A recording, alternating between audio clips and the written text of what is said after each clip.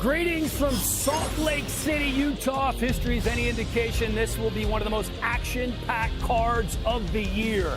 UFC 307, deeper than deep, and we have a pair of title fights atop the marquee. Here is a live look at the weigh-in stage as we sit inside the Delta Center. 24 fighters set to make their way to the scale over the next hour. We're going to be here with you every step of the way, and several of the fighters will be joining us live as well. Welcome to the official UFC 307 morning weigh-in show. Our normal crew back together again. Laura It's been a while. here, as always. Chris Weidman, kind enough to join us from North Carolina, and the Hall of Famer South Daniel Carolina, Cormier. Well, it's right on the border. It's on the border, yeah. It's on the border. I'm It's a Charlotte now. suburb. I'm a southerner. Look, he's already corrected me already, DC. It sounds like That you. thing's right, man. Yeah, you know, it's good to have the crew back. It is. You know, even though Chris wasn't an original, but we've adopted him. We have. This is the 18. I'm happy to be adopted. This is Yeah, RJ yeah. Clifford I going to be agree. here as well. RJ, come in here. Is Say he hi to really? everybody. Yeah, what do you mean? Does he is have really? to? Did Zach just tell you on the mic to include RJ? No, this is what I do on my own to people I No, love. he doesn't. Love you. We knew how much you wanted to see me. Yes. How you doing, guys? A-team. A-team. We won't tell Dean Thomas. Oh, Don't do that to my boy, He Dean. hates me too much already. There is a kind of a new structure to the weigh-in, right? Everybody has to weigh in between the 9 and the 10 o'clock hour. If they miss weight, Okay. and the doctors deem that they are okay to continue their weight cut, they weigh in as many times as they want between 10 and 11, but they must make weight within that second hour window, the 10 to 11 I like window. that way better. So you're not allowed to show up at 10:59 anymore. No. You got to show up before to weigh in, and Yeah. there is no championship hour after 11. No, Correct. you have Okay. to make weight Yeah. by 11. I love it. But you I love also it. have to weigh in for a first time by 10, right? Yeah. So that first hour window, everybody's going to be stepping into the scale. Was that you telling the rules the right way, or was that Zach? Who do you think? Come How on. was it just Oh, presented? okay, right? okay. You got Zach. You beat Zach on rules. 99.9% of the time, Wow. Zach You're the man. Cantino's right. It's nice to catch him when he's You're wrong. the man. You know what I mean? He right a lot. It's good when you catch him. I know. Technically. I know. It happens. Oh, he threw me out of dinner too. The dinner's over. The dinner's over. Yeah. Oh, my God. Not a good place to be. But this is a good place to be in Salt Lake City, Utah. Let's take a look at this card, and it is absolutely phenomenal. The early prelims on ESPN+. Utah native Court McGee takes on fellow veteran Tim Means. Two-time strawweight champ Carla Esparza makes her final walk against fellow Tough alum Tisha Pennington. The prelims on ESPN News and ESPN+. Dana White Contender Series alum Cesar Almeida, Ihor Potieria kicking off the prelims. Top 15 women's strawweights Marina Rodriguez and Yasmin Lucindo squaring off. And how about Wonder Boy taking on Joaquin Buckley in the featured prelim? It's number 9 against number 11 in the welterweight division. The main card is absolutely stacked. Women's bantamweight title eliminator Ketlin Vieira and Kayla Harrison opening up the main card. Roman Dolidze taking on Kevin Holland. The ageless wonder Jose Aldo and Mario Bautista, who's won 6 straight. Man, he is tough. Good. In the co-main, Raquel Pennington and Juliana Pena in the women's bantamweight title match. In the main event, Poatan, Alex Pereira taking on Khalil Rountree Jr. And with that, we bring in the voice of the UFC, John Anik. Anik looking smooth. Whoa. Man, no T-shirt Look at today, him my up there. man. Look at him. Whoa. Fresh. Well, we got a quick turn for television. Looks like maybe DC has trotted out that collared shirt for the second time this week, but he looks No, it's a pretty different good. one. It's a different one. I got multiple. All right. All right, it looks good. You guys gave me a lot to unpack there, referring to yourselves as the A-team, right? You will never hear me refer to me, DC, and Joe Rogan as the A-team. If other people want to call us as much, Hey, John, that's that's fine. what they call us, John. That's what they call it. That's what they call it, You know, John. y'all referring to yourselves as the A-team, I'm going to go call Dean Thomas Are as we soon as I'm arrogant? done. You're saying we're arrogant. Anik, Yes. just for the record, there's one person who did not say that on here, right? It's the one professional broadcaster on set. So Oh I my got you. gosh. I got you, right? I mean, can't do that.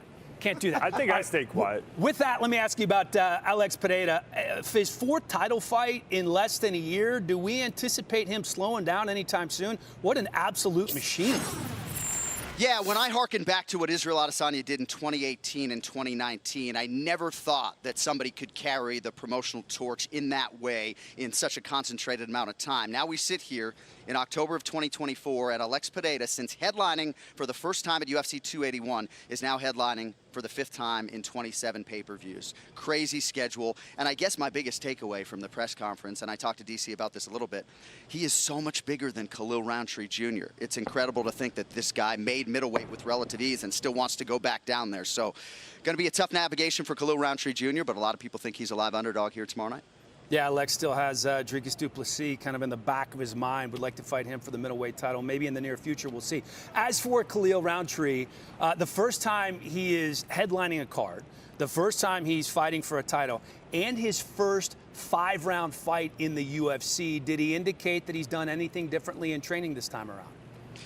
Well, certainly he came out to altitude early, and he has been trying to sort of nip that in the bud. I think aesthetically, physically, you can see that maybe there's more muscle mass than there is body fat compared to fights prior. But, you know, we're all sort of genetically built differently, and some guys just aren't necessarily going to have a great cardiovascular base in round 5 just because their genetics don't necessarily lead them to realize that. So I think he's going to have some success early on, but I do think the longer the fight goes, the pendulum swings to Alex Pereira. But you just never know how a guy is going to handle this setting, and there's just a decided advantage in terms of high-level experience with the incumbent, with the champion. So we'll see. In terms of the fighters in the championship bouts, Khalil Rountree and Juliana Pena are here, are ready to weigh in. The co-main event, Rocky Pennington taking on Juliana Pena. Obviously, a lot of storylines here with these two going way back. Raquel Pennington says she's been waiting 11 years for this one. Certainly no love lost between these two. Yeah, and I do think there's an emotional backdrop to this fight. It depends the manner in which the athletes channel it. I would submit to you that Juliana Pena has occupied some space in the head of Raquel Pennington, but Pennington is the type of athlete that I think can use that as fuel. I thought our fighter meeting with Pennington was particularly telling, just looking inward this training camp, trying to figure out how she would beat herself if she was actually charged with fighting herself, and I think she sort of peeled back the curtain. She just looks physically in the best shape of her life, and even though she has completed her mission in some part, feels like this is the fight and the win she wants in the worst way. So we'll see what Penny can do after the extended layoff. Two of the meanest women in MMA going toe-to-toe here Saturday night. Yeah, and potentially the winner of this fight faces Kayla Harrison, who might just be the meanest woman in all of MMA right now, who literally stole the show, by the way, at the press conference. Yeah, and it was nice to see Ketlin Vieira come out of her shell a little bit. Obviously, some of that gets lost in interpretation with the Brazilian Portuguese, but a lot of journalists suggestive that what women's MMA right now needs is Kayla Harrison. I would submit maybe Laura Sanko coming back as an atom weight, but Kayla Harrison vaulting into title contention at 135 pounds, owning the microphone the way she does, and a lot of what she speaks is just truth, right? Whether she's talking about the Olympic gold medals or being 17-1 and having more finishes than Pena does wins, the numbers don't lie. Kayla Harrison has injected a lot of enthusiasm into this division, and I think you're pretty, Kayla. I think you got a pretty face. Her kids think her pretty. Her mom thinks she's pretty. We all think she's pretty. And we thank you, John. We thank you, my friend, the real A-Team member, the Mr. T. No, no. Yeah. Never. That's an A-Team jacket he got on. It is. It looks pretty good. He looks pretty good. Let's focus on this main event a little bit. Alex, almost a 5-1 favorite over Khalil. Listen, there's a lot of firsts for Rountree coming into this week, right? His first 5-round fight, probably the most important thing. It is the most important fight, but I got to tell you this, right? You look at these two fighters, and when you have a guy like Alex Pereira, who's the best striker in the world, taking on another striker, you would expect him to be the favorite. But then I take in the whole thing. I take in the fact that Alex Pereira's been knocked out before, that he's been hurt on multiple occasions, the fact that he's up at 205, the fact that he's in Salt Lake City, Utah. That is one of the factors that I believe in. I believe in voodoo. I'm a guy that believes in higher power. I have seen Kamaru Usman riding a massive wave come in here and get knocked out. I have seen Dustin Poirier go into a rematch with Justin Gaethje after winning and get knocked out. Salt Lake City is the type of place where upsets happen. Bro, and I mean, this is the one thing that people aren't really talking about, the aura that Alex Pereira has now. Like, you see him in the hotel, the fans are just gathering around him. Love him. He's almost like, when I fought Anderson Silva, there was this aura around him that was like probably the hardest thing to get by, and just to stay mentally confident with that. And we'll see if Khalil Rountree, in his biggest fight ever, could get through that aspect and not cower to that going into the octagon. Yeah, you have to get past the aura, but this is a fight that is, I mean, a sport that is played on a razor's edge, and anyone can win at any time. And when you have the type of power that Khalil Rountree has, I think the southpaw is a factor. All those things, like you say, DC, Salt Lake City, you just never know. You can't see these things as a foregone conclusion when we would be silly to do so, you know? It's fighting. You don't have to worry about the wrestling really this much. No. That's the problem. That's the problem. We've seen Pereira get hurt. We've seen him knocked out in kickboxing. We've seen him knocked out in the octagon. It is possible. We've seen him hurt in some fights. You got to present a threat to him, though. Because Adesanya did knock him out, but Adesanya took him down and held him down. But Khalil's basically said, I'm not going to do that. Yeah, I don't think he's ever shot a takedown in his UFC career. Pereira's taken more takedown attempts than Khalil Rountree. It's hard to make a change like that. Not one attempt. Not one, not a single one. And when you all of a sudden want to turn into a different person than you are, it usually doesn't work out for you. Like the cardio aspect, if you're not comfortable, you're going to get exhausted. Here. I mean, I don't think Salt Lake City is the place where you want to start wrestling. I don't see it happening. And Pereira is used to stopping takedowns at this point. Most people that fight him, they're going to try to take him down. He does a good job of defending. So he'll be better at staying, I think, calm under those situations, even if he's the one getting taken down. He's literally the best at not grappling once you take him down. He chills. We got to get up. Yeah. All right, Juliana Pena apparently has stepped away from the weigh-in area. She went to the check-in scale, so it's going to be Khalil Rountree in his first title fight. The first two weigh in. We have 16 fighters set to weigh in, and it's only 9:01, so that's good news here as one half of our main event will be the first one to step to the stage. Rountree Jr. Yeah, Khalil Rountree, I mean, number 8 and finding himself in a title position against one of the greatest fighters that we're seeing in the UFC today. But what I love from Khalil is, I don't know, his mindset this week. You can tell 205 on the dot for Khalil. You can tell that he is working very hard not to be overcome by the moment, by this huge spot that he finds himself in. And when you look back at his career and the streak that he is on, you understand why he would enter this opportunity with a lot of confidence. Some of those knockouts that he's been getting are nasty. Off the pay-per-view main card, the number 3 ranked UFC bantamweight contender, 2-time Olympic judo gold medalist, Kayla Harrison. When she makes 135, she is so ripped. I mean, she's ripped at 170, and that's true. Dude.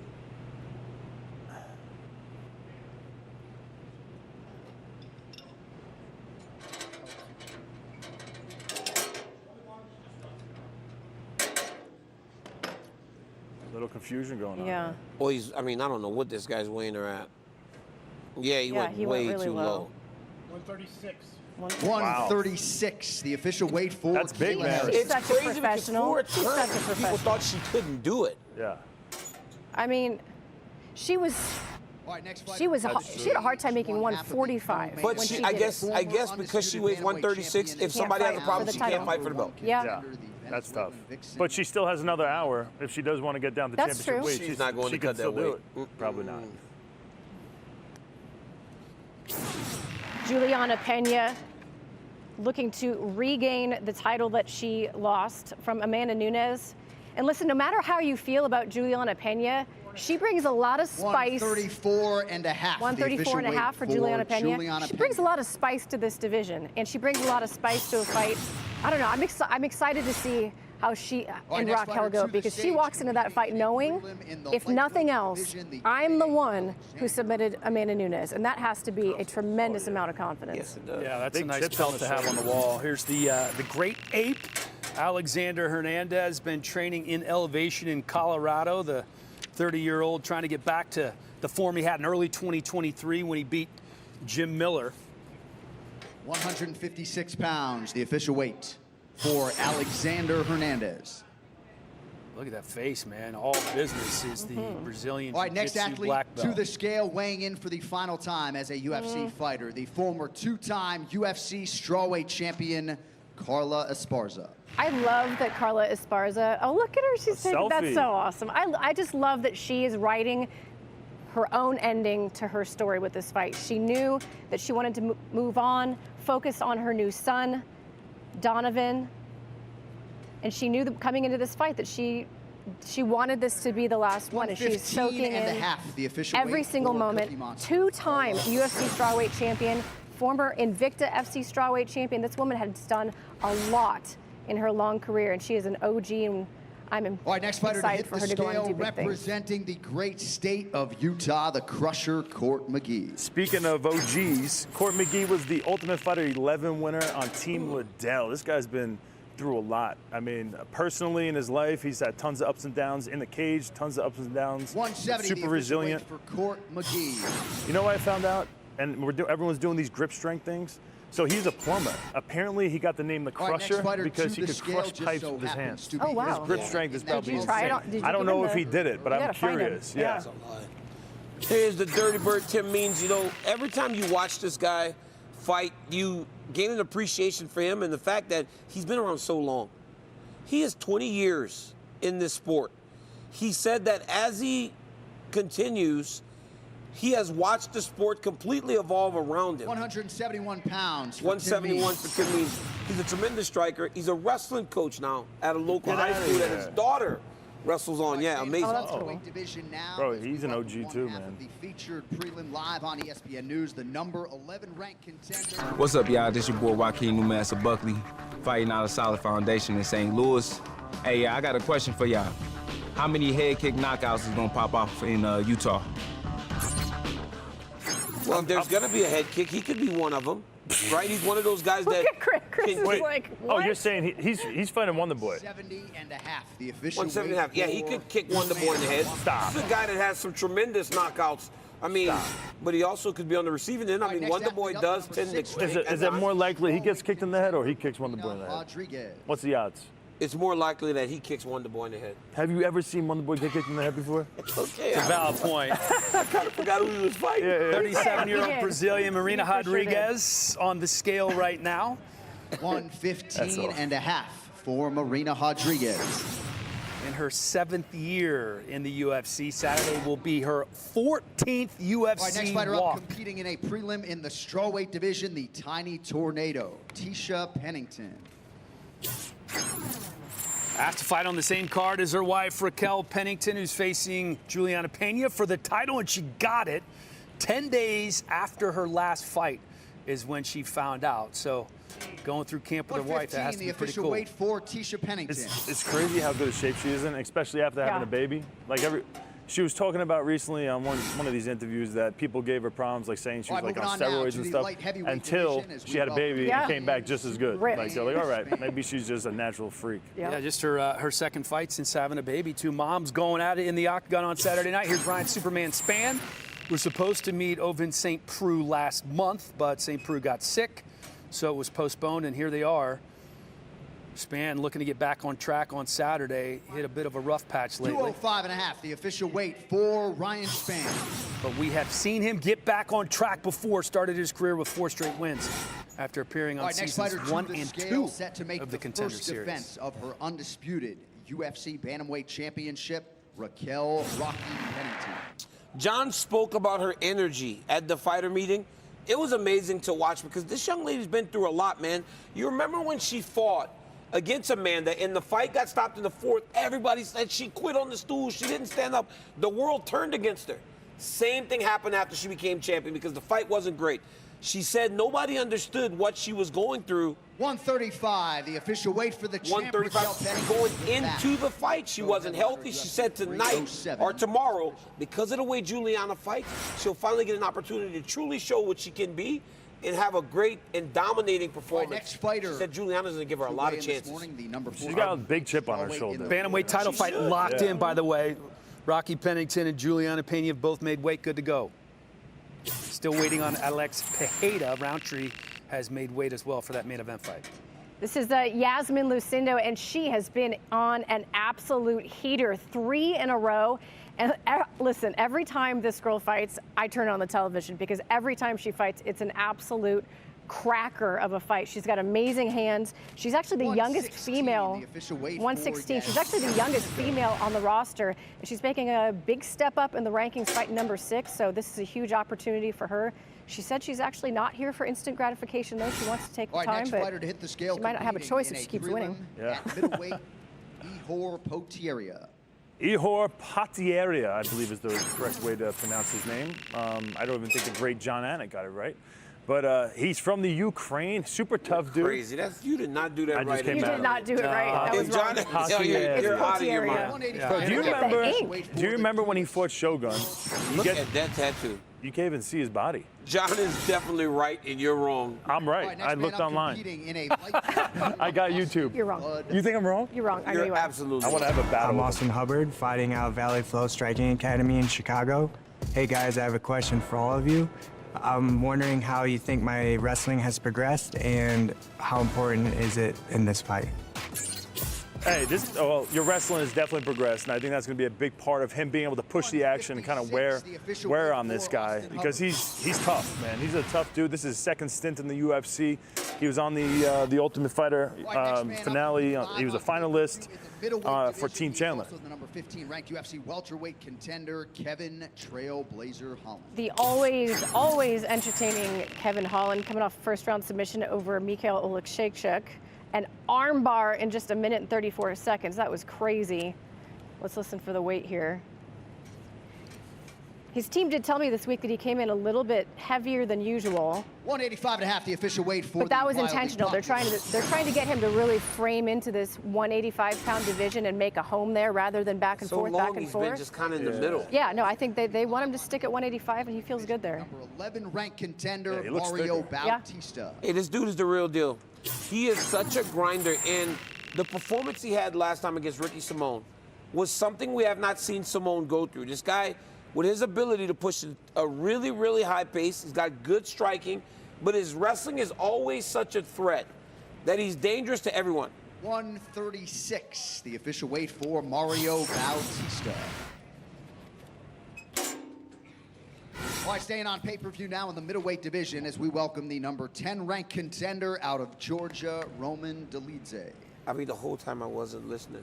Trying to keep that Georgian momentum going. We have Pereira, we have Merab, third fight of the year for Dolidze, coming off that unanimous decision win over Anthony Smith at UFC 303. That fight was at light heavyweight, kind of been going back and forth between middleweight and light heavyweight. Dolidze got some hair on his chest, huh? What do you think he looks It's like under that curling. beard? That's what I want to know. Like, what's he actually look like? I bet he's pretty attractive. That's a thick. But that's a All right, big beard next that hides man his up, face. competing in the featured prelim in the welterweight division, former two-time world title challenger, the number 9 ranked What's up, you guys? This is Steven, a Wonderboy Thompson, fighting out of Simpsonville, South Carolina. Yo, DC, you got another South Carolinian sitting next to you. Now, since Chris Weidman thinks he's so smooth in GQ, why don't you ask him about his first date with his wife, Marivi? Wow. Her trash Well, can that's up, has bro. never been the same. Wow. What? That's dirty. Well, Wow. I'll tell you real quick. Yeah, I had to go to the bathroom really bad. My wife was in the shower getting ready for the date to take her to the movies. And all of a sudden it hit me. I had to go to the bathroom. And she had a little garbage can in her room. Stop. And I filled it up. I Stop. diarrheaed all the way up. Oh, you're and then disgusting, I had to take my bro. sock off. Some fell out. I threw sock over it. And then Oh she came my out. God! Threw a I took the garbage bag out. I threw it to the garbage into the garbage outside. Came back inside, and she was walking out, and she was like, "Why don't you have socks on? And why is there a sock on my floor there?" And where's she my trash smelled- can? and she And goes, why does it smell like Did shit? you take a dump in my garbage can? And I'm like, Where was the garbage Why would you can? say that? Where was the garbage The can? garbage can was in her room. In her I took bedroom? the bag out in her bedroom. You I had shit no in her one- bedroom? I shit in her bedroom. Oh, you're so disgusting. And she still loves Was me. there not a bathroom attached to the bedroom?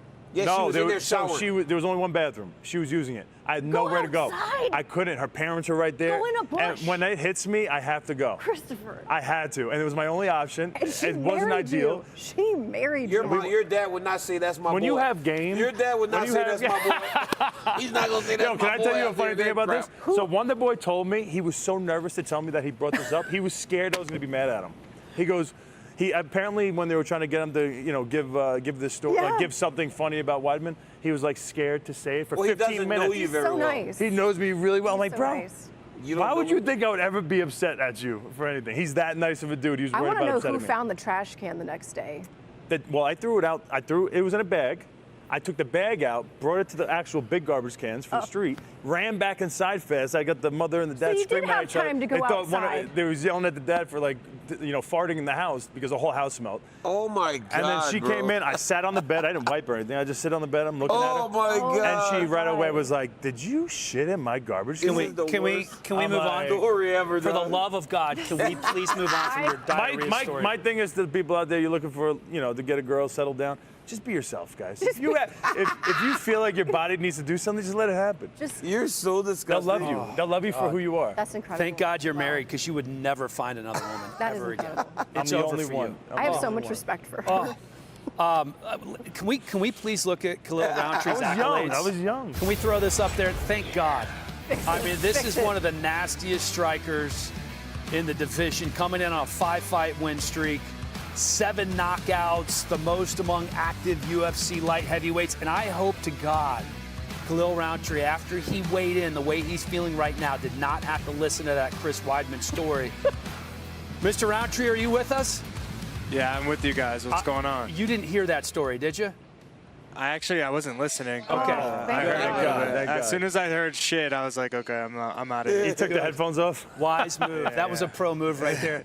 Khalil, let me ask you, you've accomplished so much in your career already. How do you balance the emotions of I'm here and seeing your picture and name on the marquee with the job's not done yet?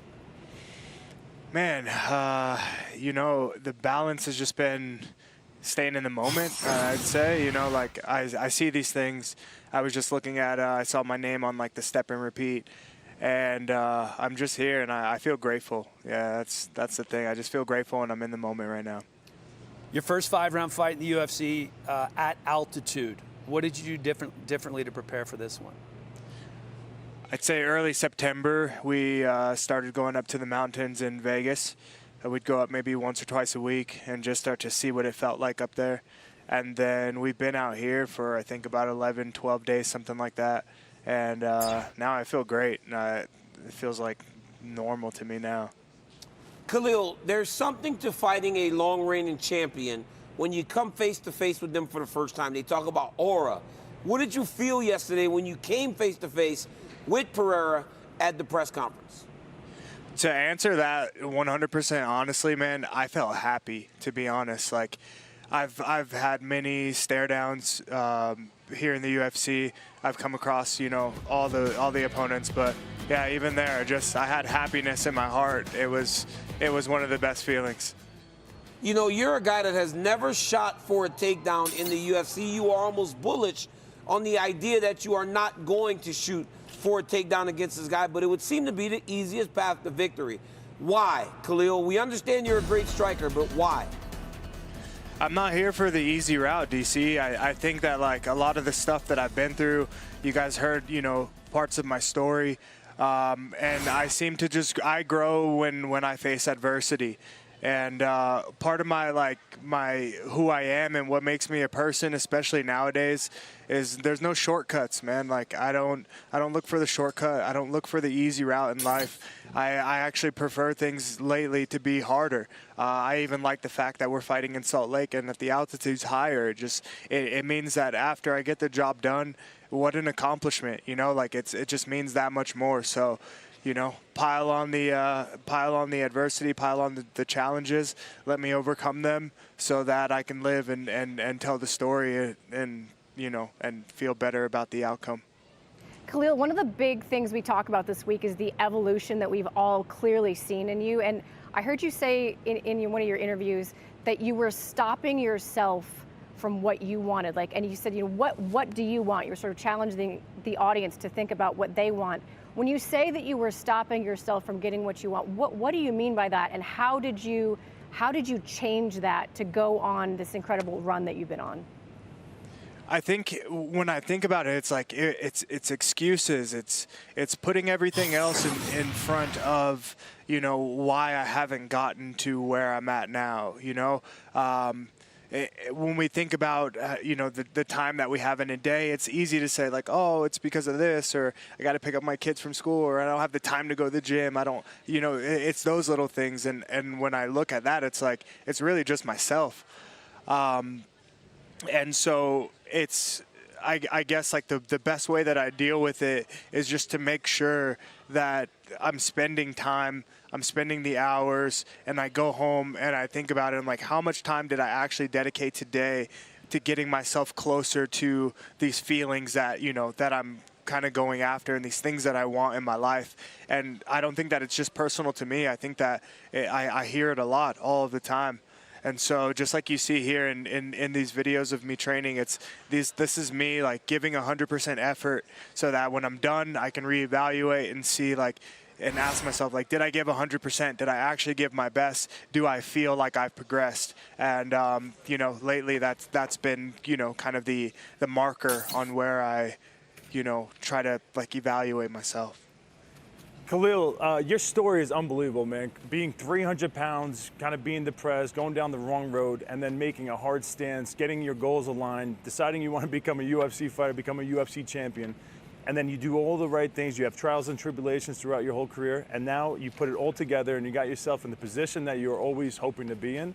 How do you not allow this moment, the big moment that you've been waiting for your whole entire career, not become too big in your mind? I think I was talking to my brother last night, and I was telling him, you know, I'm so happy, I'm so grateful to be here in this moment. This is a moment that I've dreamt about, that I've in a way manifested, but I do feel like it's only the beginning, and I don't feel like I'm anywhere close to the end. So I think that's how I, you know, kind of find the balance. You know, right now it's big, it's a big moment. But like I said, I think it's only the beginning, and I'm really just focused on progressing. Even now, I don't feel like I've made it. You know, I don't think that after I win tomorrow night, I don't think that I'll feel like, wow, I've made it. I'll be able to take it in and appreciate holding the belt and becoming the champion. But I think there'll be a lot more work to do after that. It's a great mindset. I don't know, you still have work to do, but what's been the most rewarding part of this week for you so far? The fans, I think just the interactions with the fans have been great. There's been a lot of positive feedback. I'm glad that people have resonated with who I am.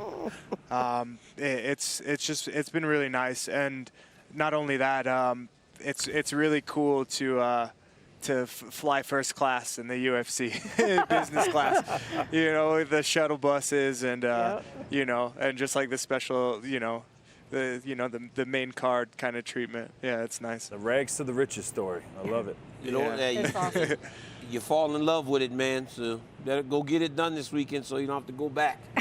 Going back sucks. You don't want to go back. That's my plan. That's definitely my plan. That's my plan, and that's the path that I'm on. Oh, man. Well, enjoy the ride, Khalil, and good luck on Saturday night. Certainly looking forward to seeing you fight. Thank you, guys. I appreciate your time. Good luck. Hey, Justin Gaethje told me that he went back. Oh, Ketlin Vieira walks up. Hey, she's getting disrespected. I don't know why she's overlooked. I understand Kayla is special. I understand that she's good. But when you talk about Ketlin Vieira, she's won 3 or 4, right? She beat Holly Holm. That's Kayla's biggest win is Holly Holm. She beat Holly Holm, too. I know that she's had a couple losses. But when you look at this young lady, she's tremendous. She's a fantastic grappler. She's a big, strong athlete. In the last big, strong athlete, the official weight 136 for Ketlin. The last big, strong athlete that was a black belt is Pacheco, and she beat Kayla Harrison. That's a nugget, huh? What amazing That's a nugget, That's huh? impressive. That's a nugget for you, huh? And she was big, strong, What a great, resilient. what a great point you just familiar. made. It's just like good with jiu-jitsu, good with That was striking. really insightful, what you just said. Yeah, it's like we were talking about that in education. Did that come to you like the middle of the night? Like you woke It up happened in like sweat? right This now. guy steals all of our tidbits. Let me just It tell you happened guys. right now. So who did I steal? Pacheco. From who? You didn't even know who she Me. was. I think it was I me. literally said she's a big Brazilian with a good ground game, and that's exactly what Alyssa Pacheco I think I brought up Pacheco first, though. If we're gonna be No. honest. Can But, we I'm gonna give it to you. Hey, You stop. were right. So can we I'm run a gentleman. back? Can we run back the footage to prove that? I hope We they weren't have. on I air hope they were yet. filming. Because if you can show me proof that you had this nugget, God then knows. I will admit it. God knows. God knows. And then maybe we could see Helly steal your watch. All right. You know, a lot of people were a bit surprised when Khalil Rountree got the title shot, being ranked 8th in the division. So that made us think of the unlikeliest title shots of all time in the UFC. I'm not talking the Joe Soto types that got a shot because of outside circumstances. We're talking unlikely title shots that were booked. Okay, DC, you want to start? But yes, just to give you guys a little bit of back, it's not because of just we didn't expect it. It's because of where they were in their career. Initially, we never thought they would become title contenders. For me, Jan Blachowicz. That's not the That's homework exactly at all. what they said. That is exactly what they told me. They said, so if you look at a guy that you never thought would become a champ and get a title fight, Jan Blachowicz. I didn't even know we were in the same weight class when I was the champion. Seriously, I thought he was actually at 185. I didn't even know he existed. That's how unlikely it was that he would ever become a champ. Well, you're watching so much Lesser Pacheco. Bilal Muhammad started his career like losing the fights that he actually had. And then Brandon Moreno got cut, came back, got a title fight. You remember when Brandon Moreno got that title fight against This is not Davidson? the list. That is the homework. Can I say something? I literally have what Zach wrote on my paper. Most unlikely title shots, as in when someone was not in a great place in their career. Those guys, Bilal Muhammad was on a... Yes, he was. But we're talking about where he started to where he went, is what Zach told me. On the phone, we had a conversation. We all had a conversation. Is there another Zach you talked to that gives you... We were on the same So now y'all telling me I did the wrong homework. Yeah, you did. That was awful. That's not RJ, what he said. can you give us an accurate list, All right, please? this is how we actually do. So why didn't he tell me when I sent the list in? Well, because you're gonna, he lets you hang yourself. That was it. Actually following the homework. Number 3, Nick Diaz, George St. Pierre. He lost an interim title fight to Carlos Condit and then got a title fight after that. Forgot about after that a one. loss. That's a good one. Holly Holm, Chris Cyborg. She lost 3 in a row, beat Betch Kehea, and then gets one of the greatest female fighters of all time, Chris Cyborg. And then Chael Sonnen loses the title fight at a weight class below, goes up a weight class and fights the GOAT, John Jones. And he would have won because of the broken toe. If the ref would have saw the compound fracture before the fight ended, Think about how TKO injury, Chael would have Sonnen is celebrated your him champion. He called So himself the different. champion after losing a title fight. Imagine if he actually won That would it. have been awesome. Hey, Anthony Smith didn't take it. Imagine if that was Chael. John Jones could have like 5 losses on his record, depending could've. on like if history zigged instead of zagged. Now the elbows are legal. Right? Yeah. Take that one off. That's true, too. Yeah. All right. Number 3, I've got Sean Strickland when he fought Izzy, because you got to think he lost to Pereira, lost to Cannonier, decision win over Imavov that everyone was like, eh, and then a good win over Abus Magomedov, who no one had any idea who that was. Yep. He was not in the conversation when he got that title shot. Yoel Romero fought Izzy at 248, coming off of 2 losses to Costa and Whitaker, and they're like, "Yep, you're the guy. We're gonna put you in there." And then Steve Erceg. How many people? I'm looking at you, DC. How many people had to look up who Steve Erceg was? Okay, when he fought? Stop. Zach, please, in her ear, tell her, did I have to look up Steve Erceg, or was I number 1 on the Erceg bandwagon? Did he? Zach, please. Thank you. Don't ever do that again. Come at me like that. Don't come for the king.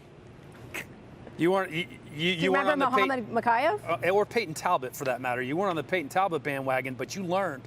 You learned Talbot's for real. Muhammad Makayev, he got cut. It's very early on, though, with Talbot. Yeah, but he used What to y'all be talking about, man? He got cut. People that he didn't know who they were.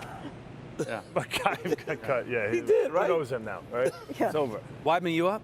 Yes, yes, I am. All right, first up. Can anyone look at Weidman the same ever again after that date No. started? Chris, that white, I that just red. keep picturing it. All right, here we go. Matt Serra. Can you I just want imagine to know, this? did you sit on the trash can or did you hover? I hovered. Okay. I hovered. I was Had to polite. I didn't want to mess up the Complete rim. the story. But then in my mind. some things fell out on the rug, and then then it was a nightmare. And there was no going back. Did, All right, Matt Serra? Listen, imagine this now. You won the Ultimate Fighter show, and you have an immediate title fight. So that's how he got his title fight. That's very unlikely.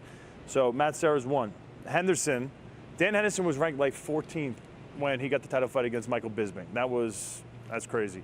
And Michael Bisping, I lost to Luke Rockhold. Bisping was never like a name that was in the title fight picture. And then he got the quick turnaround 2-fight notice against Rockhold, and he made it work out for him. Yeah. Those Off are a movie set. Those 10 are probably days. the most unlikely title shots in the history of the UFC. That's a solid list. That's a solid list. Speaking of solid, how about Juliana Pena? How solid has she been throughout her career? former champ trying to get the title back for finishes tied for third most in UFC bantamweight history. You look at the significant strikes, 2.3 absorbed per minute, second best rate among active UFC fighters. We welcome Juliana Pena to our official morning weigh-in show right now. Juliana, you've been gone for a minute, but these long layoffs, nothing new for you. The last time you were out for 2 years or so, you came back, took care of business against Nico Montano. What did you learn from that experience, and can you apply it here? What I learned from that experience, and thank you guys so much for having me, is listening to your body. Sometimes your body is asking you for a season of rest, and you have to listen to your body. If you don't, then your body will force you into these injury type situations. So this is just an unfortunate event of me not listening to my body, trying to go, run into the brick wall, and my body literally telling me, now I'm forcing you, I'm not giving you a chance. You will sit out until you learn to listen to your body. You're not no spring chicken no more, and you gotta, train smarter, not harder. Always evolving as a fighter. Where do you think you've grown the most since that last fight with Amanda? I would definitely say my striking, and learning about, I would say, chasing a little, like too much trying to get the party started, too much trying to chase somebody down and running into shots that I'm just not seeing because I'm just being a wild banshee going in there and just trying to make something happen. So being a little bit more patient with my strikes, I think, is what has helped me grow since my last fight. Juliana, we know you're focused on the task ahead. Were you surprised to engage with Kayla Harrison so much at the press conference? Yeah, only just because, I get it. I get what they're trying to do. I said yesterday in the press conference it was a compliment, and what I meant by that is that I am doing my job in the sense that all of these girls are always calling my name out and trying to fight me. So I'm doing something right. I'm doing my job. But with that being said, there's a little bit of needing to focus on the task at hand and what you have right in front of you. And Raquel is what I have right in front of me, not Kayla Harrison. And so I'm just going to focus on staying in my lane, putting my blinders on, being my Kentucky Derby horse, and not looking to the left and not looking to the right, and just trying to look at the finish line, which is obtaining gold. And when I get that done, then I can talk to everybody else, and all that fun stuff will happen. But right now, I am solely, singularly focused on Raquel Pennington. You got the champ Bilal Muhammad in your corner. What has it been like to have him as a part of this camp? And he's had his fair share of doubters and detractors. How big of an inspiration has he been for you in this camp? I think that we feed on each other, I think that when I was fighting for Amanda and an 11-1 underdog, and everyone was saying that I wasn't going to be able to get it done, that he was watching me from the outside and saying, wow, I don't know how it's going to happen, but I believe in her. And same thing for him. When he was going against Leon Edwards, I was his biggest supporter, and I was just there all the way trying to encourage him that he was going to be able to get the job done. And so now it's my turn again, and now Bilal's back in my corner again, and it's nice to know that we have each other's back. We're a small gym, but we are a tight-knit, close family, and it's truly an honor to have somebody like Bilal in my corner backing me up all the way. It's a privilege. Juliana, what's going on? So I'm not a spring chicken either, and so listening to your body has become super, serious, and I gotta do better at that as well. What did you do during training camp to kind of keep your body in better shape and not have the injuries become an issue during this training camp? I drew a lot of inspiration actually from Chris Weidman. I'm sorry, from Chris. what? I'm a big fan. From Dana White, actually. Oh. I was working with my sponsors, Redwood Saunas and cold plunges. I got a sauna put in the basement. I got a cold plunge put in the basement. I got the red light therapy to help with my body in recovery.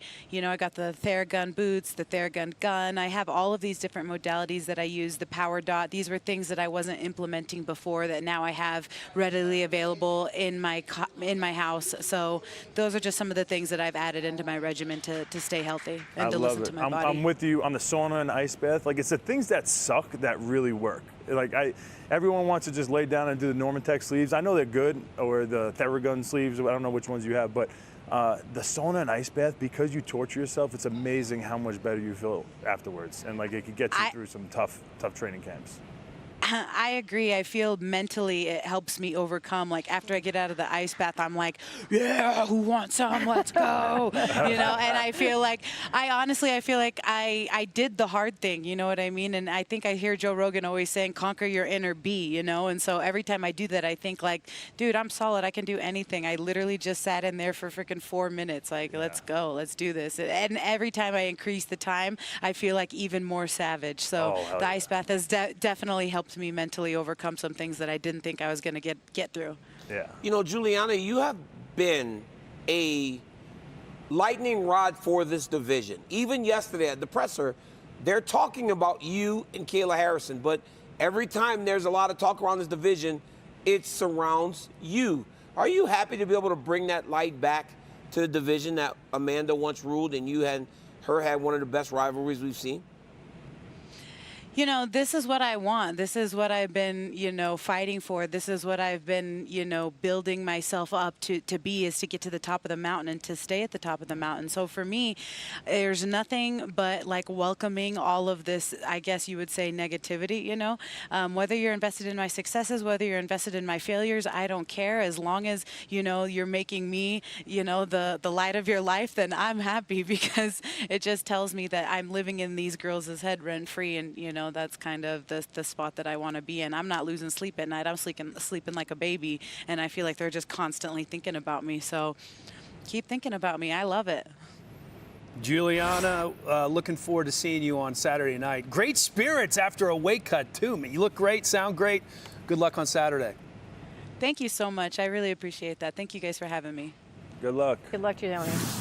She's got such a pretty smile. She does. Yeah, she does.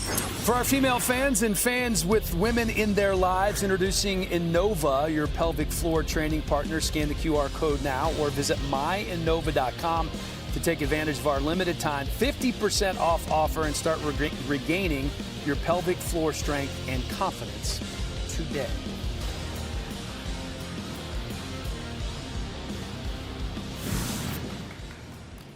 All right, here we go. Cesar Almeida. You know what I loved about him? When he first came, a lot of his confidence came from the fact that he had fought and beat Alex Pereira. You always believe that you can replicate what that person did. 185.5, the official weight. His debut, he looked amazing. Second fight, he lost, but he fought pretty good against a very tough opponent. I'm interested to see how he looks in this third octagon appearance, because, again, he's still a rookie in fighting, and he's learning on the job in the biggest organization in the world. Yeah. I mean, if you could beat Alex Pereira in kickboxing, you're good. The sky's the limit. But you still got to learn to do MMA. You got to do it, right? Yeah. And he's still learning MMA. That's just a testament to how amazing Pereira is and what he was able to do. I feel like there's been a handful of guys that have made it onto the Contender Series purely based on the fact that they fought Alex. And maybe I think one of them beat him. Yeah. But he didn't even show up to fight this last season. And it's the best base for MMA. Thanks to Adesanya. He was the one who pulled out. Oh, the guy when I was there. On fight day. Yes, on fight day, the one that you were going to call. Yeah, he pulled out. You're not afraid of fighting Alex Pereira, but you're afraid of a Contender Series fight. The boy had a panic attack. Stop. Yeah. Swear to God, he had a panic attack. In the locker room. In the locker I room. have empathy for that. I mean, I don't. know, not as a fighter. I don't. You know, like I can just imagine if you're a kickboxer. You can't have panic attacks. If you want to fight, it's scary too, Chris. But hang on Tell them how scary it is. It's like, oh my God, this dude gonna kill me. Yeah, but you gotta mentally overcome that. Would you say you shit your pants back then? Is that feeling? Yeah, before my Vitor Belfort fight, I had the flag on. They're playing my music. I'm supposed to be walking. Another? I literally dropped my flag.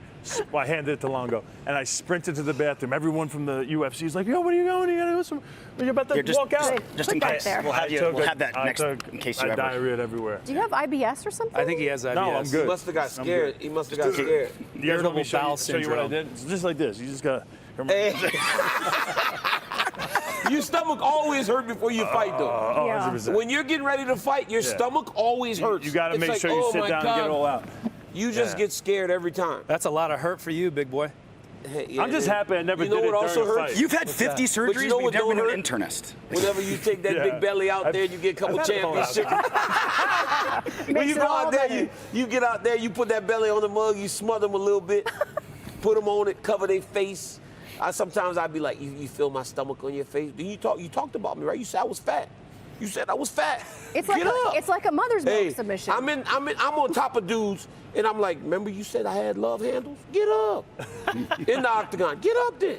You never kiss their back, All right. though. You never kiss their back. Like Marab, he's the Marab man. could get away with it. Let's talk under the radar win streaks. I feel like a lot yeah. of people have not given Raquel Pennington her due for her phenomenal win streak. So let's get your top 3 under the radar win streaks in the UFC right now. Oh, me? We're starting with you, DC. Okay. Look, Movsar Evloev has won so many fights. Why aren't we talking more about this guy? He's fighting Aljamain Sterling, and they aren't even willing to say it's a #1 contender fight. What is he, 17-0? How do you win that much and not be just the #1 contender right away? Raquel Pennington. I think Raquel Pennington is not just about the win streak. It's about what she had to overcome to restart the win streak. Look, it's hard, man, when you go through what she went through in that first title fight, have to rebuild yourself to go and win the fights that she's won and then ultimately become a champion. So I think it's all the surrounding things to me that make me respect her win streak more. I don't know why more people don't respect what she's done. And Michelle Pereira, this dude lost to Tristan Connolly in Portland, I think. First time I ever called a fight, I was like, this guy's terrible. How you lose to Rudy from the movie? And all of a sudden, he's just won and won and won. And Roy's like, he's like ranked 15th. Yeah. How? That's how deep that weight class is. But he's won like 7 or 8 fights in a row now. 8 fights. And nobody's even talking about him in the top 10. Yeah, when you're used to seeing someone lose, you just kind of like write him off. You don't realize That's supposed to be who he is, but that's not who he is anymore. In a row, he turned it around. It's crazy. Is it my turn? It's your turn, No, dude. That's not mine. That's Cormier's. Okay, where's mine? Shoot. Okay. Still working on his I'm TV going, thing. all right, I'm going Television. Patty Pimblett. So when he was up and coming, everyone was behind him. There was tons of hype. Then he fights Jared Gordon. Super close fight. He doesn't look great. His chin's up in the air. His striking doesn't look great. A lot of people, including me, thought he lost to Jared Gordon. So everyone, the hype kind of died out. Then he wins 2 fights in a row. He just beats Bobby Green, who I thought was a huge step up in competition for him. And he just completely dominated and won by submission. That guy is flying under the radar, and he's starting to really show that he's a potential title contender.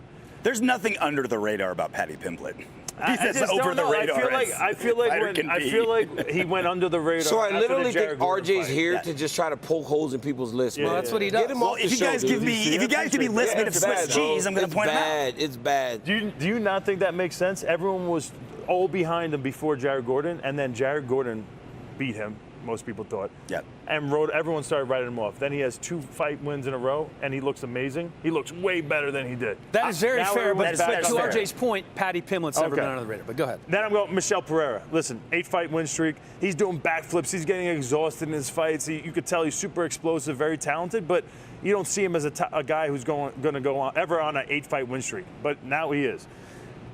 And then we got Macy Barber. She's on Good a one. 6-fight win streak. When has a woman gone on a 6-fight win streak and not be fighting for the title? And no one's really talking about her. I think she's got some health issues going on. Right now. I have one on my list, and the thing was above 6. Yeah. She has 6. That's what I kept. So it's 6 or You above. said above 6. It says Yeah. above. Well, Patty It says Pimblett, 6 or above. 6. Okay. 6 or above. Okay. Don't fact check Fair me. enough. I would have put Pennington on my list. Anyway, go ahead. Okay. Jack Della Maddalena has won 7 in a row. I don't feel like he's been talked about enough. I know he's ranked 4th. He finished Gilbert Burns. The natural, Caio Bajallo, 7-0 after 2 wins and 2 months on the Contender Series to earn a contract. He's an absolute beast. And then, of course, Michelle Pereira, 8 in a row since losing to Diego Lopez. Monster. I'm with you. Number 3, Jack Della Maddalena with the 7. Michel Pereira, like you said, he was gassing himself before a fight, and then now he's won 8 in a row. Tatiana Suarez, Yeah. she's won Yes, 7, yes. plus the Ultimate Fighter, gets hurt, gets engaged. Like, she just can't get momentum, but she just never loses. Like, Tatiana, get in a title fight. Come on, let's go. I just want credit for doing the assignment correctly again because you literally put above 6, Zach. But Yes. I would have put Raquel Pennington. Otherwise, I have Jack Della Maddalena, Yo, what Caio is- Bajallo, and Michelle Pereira. Michelle, to me, 8 in a row, that's crazy. That's crazy. Renee? You know what's kind of crazy? Renee? Like, you guys, the Jack Della Maddalena thing is crazy. Why? That you guys are all saying he's underrated. Bro, everybody loves it. Raquel Pennington just was in my ear and was like, they're saying Jack Della Maddalena? She's waiting. Raquel Pennington was like, yo, are they? Talked Raquel about Pennington enough. said, Jack Della? Everybody knows Jack Della. He is so good. Everyone knows he's good if you actually watch, but he's not a name that everyone's heard. Agreed. Thank you, Agreed. Chris. Speaking of Raquel Pennington, the champ. Check out the numbers. I mean, she is such a stud inside the octagon, and we're lucky enough to have Raquel join us now, defending her bantamweight title coming up on Saturday. Raquel, does it make it sweeter that you get to defend this against somebody that you've been waiting to fight for 11 years in Juliana Pena? 100%. You know, I mean, at the end of the day, she's obviously coming off of a loss, so it probably doesn't make sense to most. I've had a lot of the questions on why she gets the world title shot. You know, she was a former champion, but it's a history fight, and so it's something that's extremely exciting for me. And as much as you two go at each other, there is a respect there, right? For that she has for you and that you have for her. Yeah, absolutely. You know, I mean, at the end of the day, we're both warriors. When I first started this sport, warriors respected each other, and I will always be that person. I will always respect my opponent and what they bring to the octagon, but at the end of the day, like, you know, I'm going to go out there and I'm going to dominate, and that's just where my mindset is at. When it comes to it, we have history behind us. She still annoys the shit out of me, but hey, tomorrow I finally get to punch her in the face. Rocky, when you're at the press conference yesterday and she starts going back and forth with Kayla Harrison, you're like, perfect. Shift that focus. I know that I'm on you and I'm about to beat you tomorrow, but you go ahead and play your little song and dance with someone else. You'll never get to her. Yeah, you know, it was funny to watch them and just to hear, I mean, both them girls, they like to talk, and so I was surprised that they went at each other, but there's a little entertainment. That's what the world loves and stuff. So it was kind of funny just to watch them go back and forth, and, you know, I mean, Juliana says some stuff, and she makes herself look like a knucklehead, really. But Kayla just kind of going back and forth with her, yeah, give me some good laughs. How was the weight cut? How you feeling right now? What was it in reality opposed to what your expectation was for the weight management and it coming down? You know, it's one of those things. I mean, this is 14 years in the game, so when I first started this sport, I loved the challenge, and it was like weight cut somehow, some weird way was fun. Now I'm at that point that I'm like, all right, this is just getting annoying, but overall, I had a smooth weight cut and replenishing good and stuff. Got some good sleep, and so here we are. Raquel, it seems like you've had a different energy about you this week. Is that the energy that comes with being the champion, or is that a new approach that you intentionally took for this fight in particular? I just feel like everything has come whole circle, you know. It's been 14 years of hard work. I'm finally in a position that I've dreamed of being at. You know, to add to that, I'm fighting on the same card as my wife. We have our daughter here. It's close to home. My entire family's here. My wonderful coaching staff, our close friends are here. It's just everything has come full circle. I feel like my story is already written, and now I've just stepped in those shoes. I'm genuinely embracing every part of this journey. You know, I mean, I'm 36. It's not a journey that's going to last forever. And so I already made up my mind this fight camp that every single second of it, I was just going to embrace and have fun with it. And I have been having a lot of fun. It's good to hear you're having fun, because I'll be honest, I don't think I could ever fight on the same card as my spouse. But you did that obviously intentionally. That was your idea. You wanted to do it. So how are you guys managing that and your baby at the same time? You know, we learned, so for my first title fight, winning the world title and stuff, Tisha held down the fort, and then she went into fight camp, I held down the fort, and now it's just been the true definition of it takes a family to, or it takes a village to raise a baby. And so my mom is standing right here in front of me with the baby, and, you know, it's just, we've been joking that she's our nanny, Coco. That's what the kids call her, but she's our nanny. And my best friend stepped up to the plate, and so we were able to just really go out there and focus on what we needed to. We navigated our training camp to where I took the early morning trainings. We split them up, and then Tisha just kind of followed. So that way in the morning she could take care of the baby and then go drop her off, and then I would pick her up. And, you know, it's worked out perfect. I think hey, how you doing, Raquel? I think one of the biggest X factors in our sport that you can't see on paper when you have a matchup is a chip on somebody's shoulder. I think it's one of those things that you can't really calculate it. And when I look at you and I see the way your UFC career has gone, I still don't feel, even though you're on a 6-fight win streak and you just got your title, I don't feel you're getting the respect that you deserve. How much is that chip on your shoulder helping you, like, motivate you to get a big win tomorrow night? You know, it's been one of those things. I've been the underdog my entire career. For this fight, I'm the favorite. I've never gotten the respect I deserve, but you know what? At the end of the day, I'm super proud of myself. Nothing was ever handed to me. I worked from the ground up, and I'm here. I'm the 6th ever women's bantamweight champion. Love me or hate me, I'm here. And so it's just been one of those things, you know. I stay authentic to who I am, and I just have fun in this journey. I want to inspire the younger generation and, you know, all the little kids in my family and stuff, and that's where my motivation comes from. And at the end of the day, just believing in myself. I'm surrounded by a team. I'm surrounded by a family that 100% believes in me. And I truly believe in my abilities, and that's what's gotten me here. Rocky Pennington feels like the underdog, but you're the favorite tomorrow. Good luck on Saturday night. Thank you. All right, that's the champ, Raquel Pennington, joining us now as we are going back to the scales. We've got OSP hitting the scales here, former title challenger, back for his 28th UFC fight. It is absolutely crazy to think how long. 205.5. 205.5. How long this man has been fighting in the UFC. He has fought everyone. He has fought the legends, the up-and-comers. His resume is absolutely crazy. UFC bantamweight contender, the Yo, Jose Aldo is one of those guys that carries this aura. You talk about aura? Jose Aldo has this. One of the greatest fighters of all time. Across a couple different weight classes. You know when you know a guy's a star? 136. 136. When Jose Aldo. Light heavyweight champion Alex Poet. Okay, Alex is weighing in right now. Last one. Last person on the scale. Where are we at time? 10 minutes before. 205. The 205 on the nose for the champ. Alex Poetan Pereira, and with that, championship main event for UFC. Wait, is this the host card? Yeah. Is done? We're locked in, dude. Yeah. Wow, that's early They too. got it done. 9:50, you might Wow. make your tea time. But to the point, listen, when Aldo walks in the room, all you hear is that sound where you hear chairs against the floor all going backwards. Everybody's like going backwards to stand up. Me, Anik, Megan, laughing. We're all like standing up to go shake his hand. Yeah. That dude is such he's the man, bro.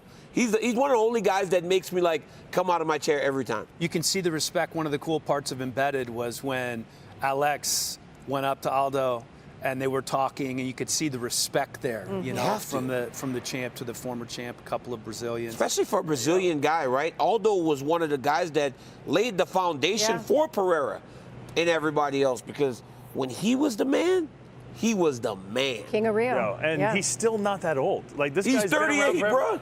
forever. Gilbert Burns said, he goes, when I first started MMA, Jose Aldo was 9 years older than me. And now he's 2 years younger than me. He's like, what the hell happened? Like, this is crazy. So many great moments for Jose Aldo in his career. And now he's tasked with trying to turn away another rising contender in Mario Bautista. But we got to pick three. We got to pick three of the best moments in Jose's career. Weidman, let's start with you on this one. All right, my first was the first time I seen him fight. He had a flying knee in the WEC, and it was against Cub Swanson.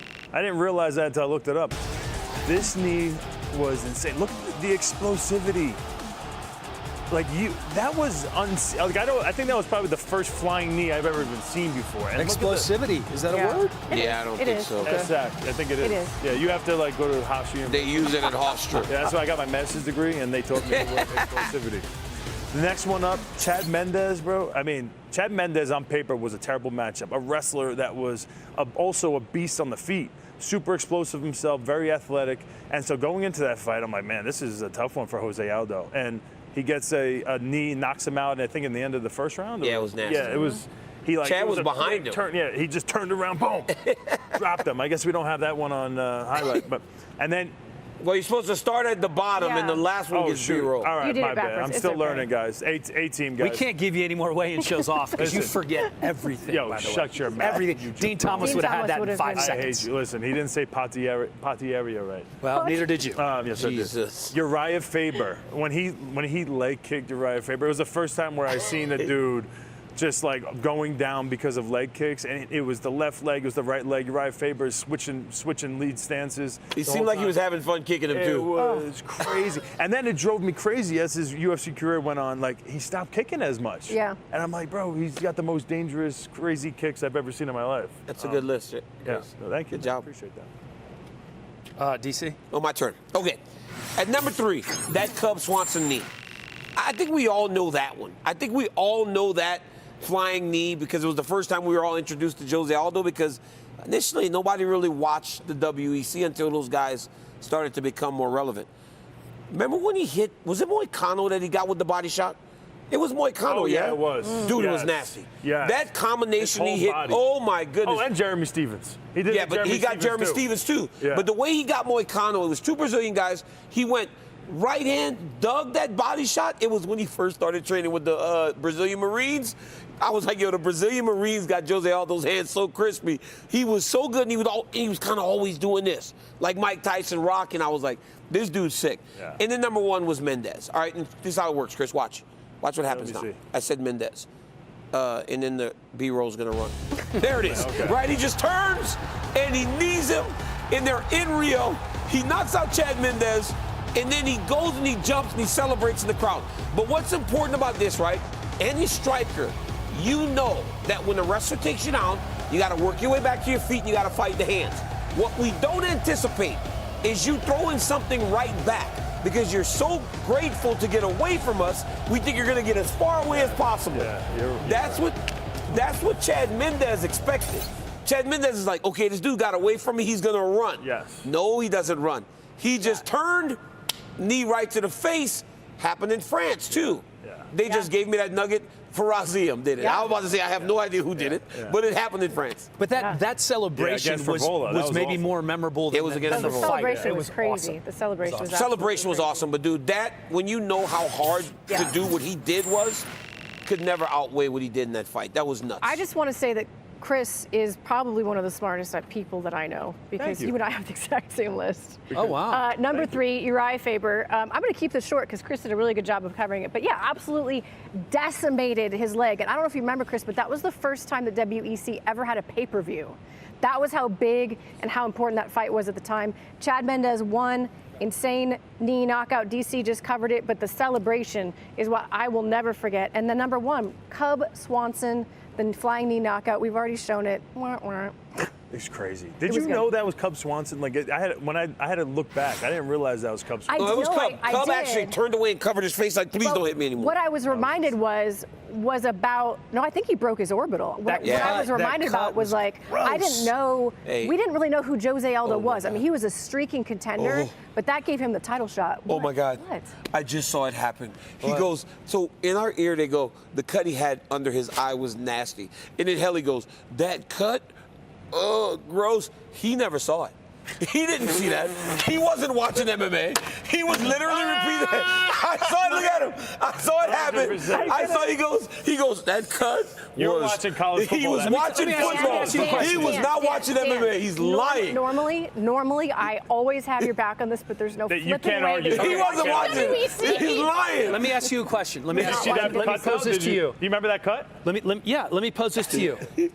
When our producers say stuff in our ear, and they're very good. They're very good. Zach incredible. Candido's very good.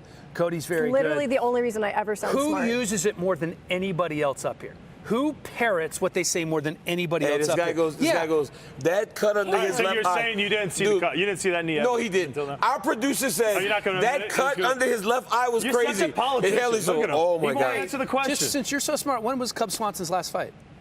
Very recently. Yeah, where? he just retired. You called it. Where was it? I have. Who did he fight? I don't remember anything that happened last week. Oh yeah, but you sure watched the. Zach, please tell me now. Hey, it's when I start doing this. When I'm like this, I was they know hoping the for the signal. answer, too. I was They know the signal, like, Chris. Come on, man. Where's my watch? What watch? Dude. Helly took his watch. I don't have a watch. Helly, they got you on camera. Go ahead, show it. All right. There was a really cool thing that ESPN did on their socials with grip strength. Check this video out. I didn't get a very good grip. 90 pounds, 90.4 pounds.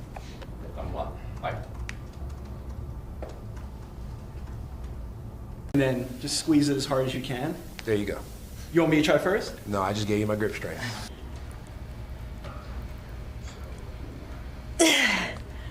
Oh no. 79.8. Ready? 105. Dang it. 107? There you go.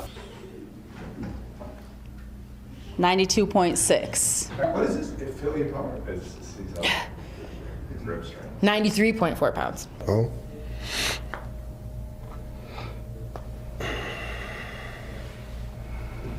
Score. 159.2.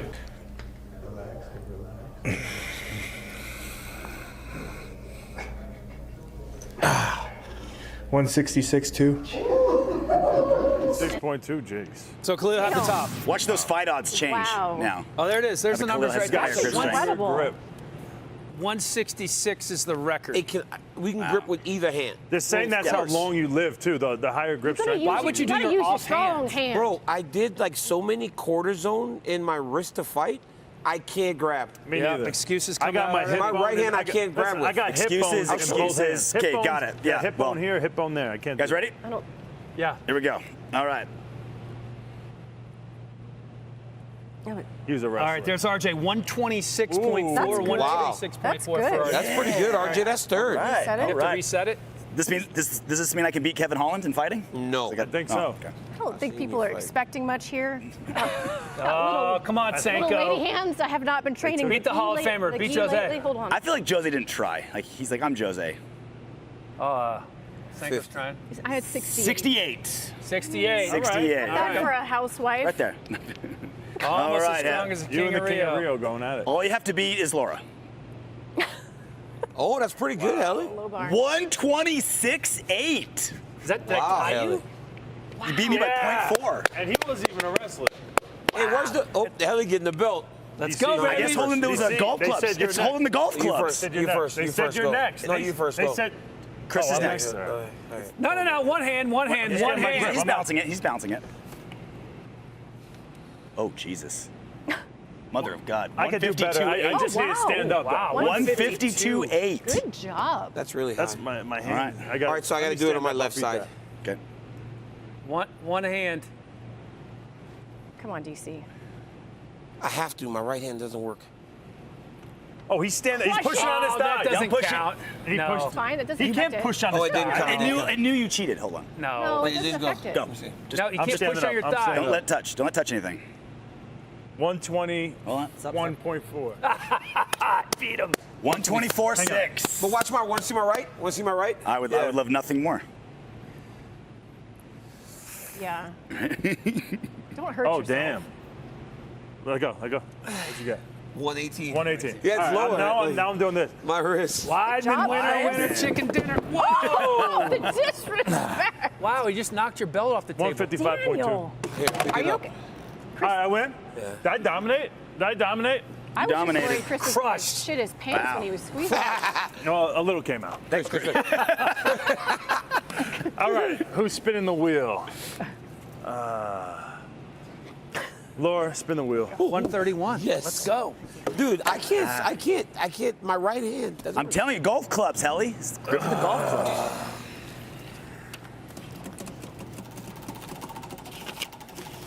Uh-oh. What does that mean? Shama. What do I do with Shama? Just give your best chama. Find your Yeah. single. That's you, wee wee. Oh! Oh my gosh, that's awesome. Shama. That's pretty good. That was good. Good job, Laura. That was such an easy one, though. Yeah, I kind of got off on that. the makeup looks good. I actually. Leave it on. Oh, this is very like Yeah, Kiss. keep that on. It's giving Kiss. It's giving Sad Clown. It's giving. Remember the OC Insane Clown Posse? Oh my yeah, God, big it's still fan. on your face, Laura. It's still on your face. No, that's my actual face. Keep it. I don't. Makeup worked fast. That was good. We have two of the most devastating strikers in all of the UFC, and Alex Pereira and Khalil Rountree, fighting for a title tomorrow night. So let's make a list. Top 5 devastating strikers. It looks like DC. Deadpool. We're going to start with Senko on this one. Ooh. You gotta look Chris has some nice lips. Look at that. Like Phantom of the Opera. Oh, don't put your tongue out, please. Stop. You want to, what do they call that, mime, when you start doing stuff like that? Yeah. There's a wall here. There's a wall here. What's there? What's there? Okay. You're Are we up. doing? I'm Yep. up. All right. Most devastating strikers. Correct. All right. At number 5, I have Alex Pereira. Death touch. You never see Alex swinging big, ever. He's so efficient in his movement, the way he sets things up, but we've all seen the utter devastation. Max Holloway, devastation in a different form, in the form of volume.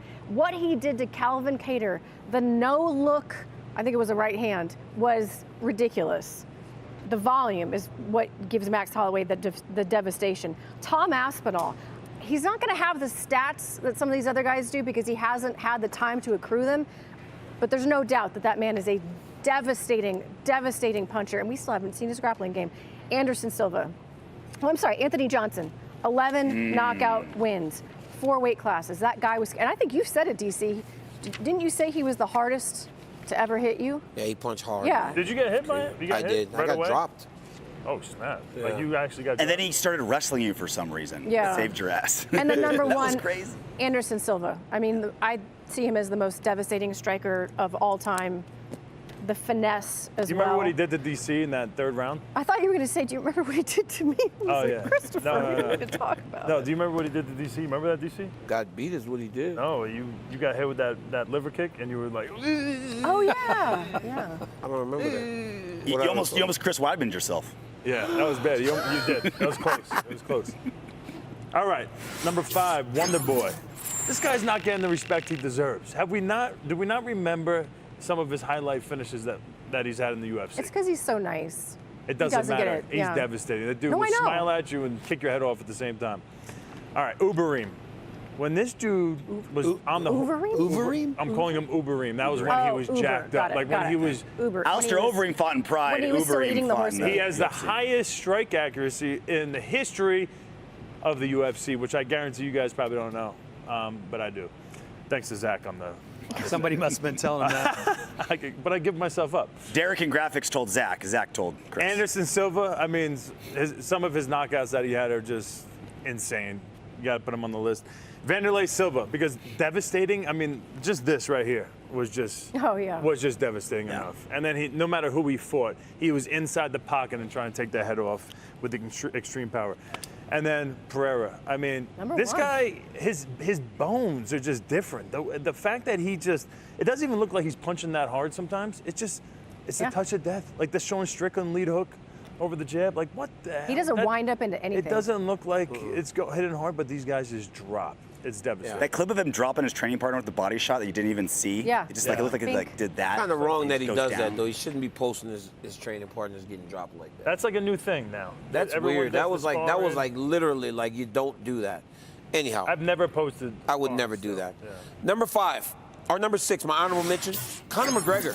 When Conor McGregor was the man, he was knocking people out crazy. At number 5, Chuck Liddell. Chuck Liddell was dropping dudes crazy, and it didn't even look good, but he was putting them to sleep. At number 4, Crow Cop. Head kicking people, beating people, knocking people out. I'm talking about his whole career. At number 3, Anderson. The way he was putting dudes out. Number 2, Rumble. When Rumble hit Glover Teixeira, I remember going there to watch. It was after we fought the first time. I was like in the crowd watching because I'm going to see who's going to be number 1 contender. He knocked him out in 10 seconds. Glover had an iron chin. I was like, oh my goodness. And number 1, Alex Pereira. When he hit Sean Strickland, he set that up beautifully. Jab, jab, jab, over the top with the hook. But to me, it was the Jamal Hill one, where he was like, stop, I'm good, let us keep fighting. And he just kind of went, boom. Jamal Hill went down, it was crazy. The way that he generates power is like nothing I've seen before. And I don't know if that's a kickboxing thing, because we didn't fight at such a high level, we don't understand it. But the way this guy generates power, I've never seen nothing like it. You guys, this is a staple of the morning weigh-in show, a rent-free moment. Somebody from the card that just kind of lives rent-free in your head. You know, somebody you can't stop thinking about. We're going to get to that right after RJ's list. Okay, I forgot all about Bye, you. RJ. I thought you said the staple of the weigh-in show is to shaft RJ. We would never do that. We would never do that. RJ was gulping. Number 5 is Adesanya. Number 4, Francis Ngannou, just pure horsepower. Number 3, Jose Aldo, not on anyone's list. Leg kicks, knees, punches, body shots, straights, that's a hooks. good point. Pretty devastating, That's good. especially for the weight class. Yeah. Number 2, Alex Pereira, for all the reasons we brought up. And then Anderson Silva, people forget, like, he would do something devastating and then never do it again. Like, he tie clinched the hell out of Rich Franklin, never really did it again. Front kick Vitor Belfort, never really did it again. Chris Lieben, he crushed with those knees too. Chris Lieben did. Yeah. Like, he just, like, stepped back and just casually Forrest Griffined. Never really did that again. He's just like, once I do it, I'm kind of over it and move on to something else. Like, he was next level. He just, like, got bored with his own devastating techniques and moved on to the next one. Creativity was crazy. Yeah, it was crazy. I love how you got his That ass, Forrest Chris. Griffin fight. That Forrest Griffin fight. Yeah, was oh my like- God, I saw that for the first. That was the first UFC fight Well, I ever went to. I think that's when that aura hits. That fight is a picturesque moment to explain like what aura could do to somebody. When he Yeah. has his hands down, Forrest Griffin is trying to throw punches. Yeah, Forrest as just fast looked as he crazy can. out there, man.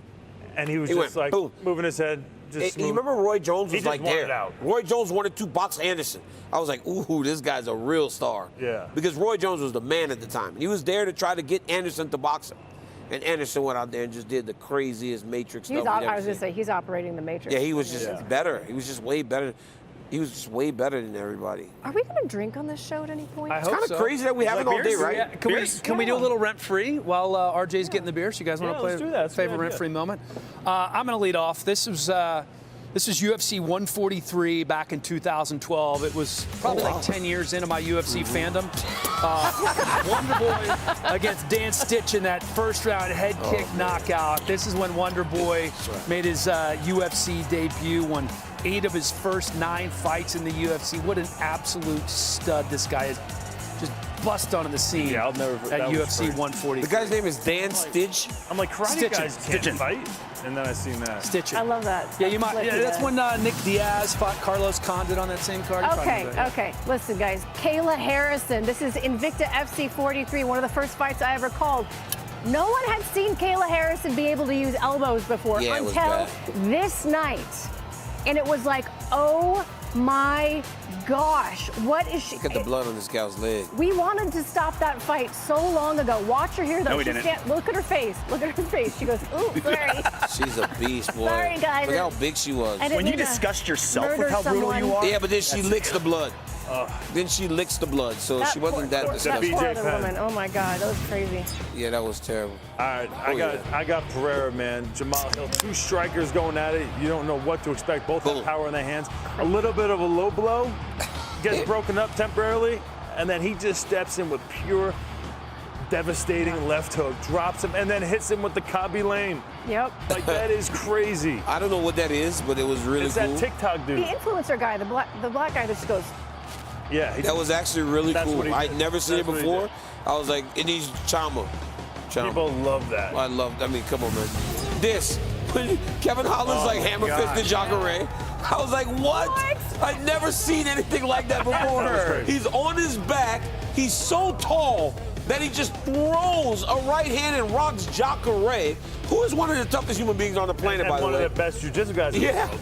Kevin just starts in punching. the worst position. And the crazy thing is, before that, Kevin Holland's like talking to him stuff. Yeah. while Hey, he's on but then top the of him. problem was Kevin got him bent over, like his arch back, and he's just. and then stood over. How about this, guys?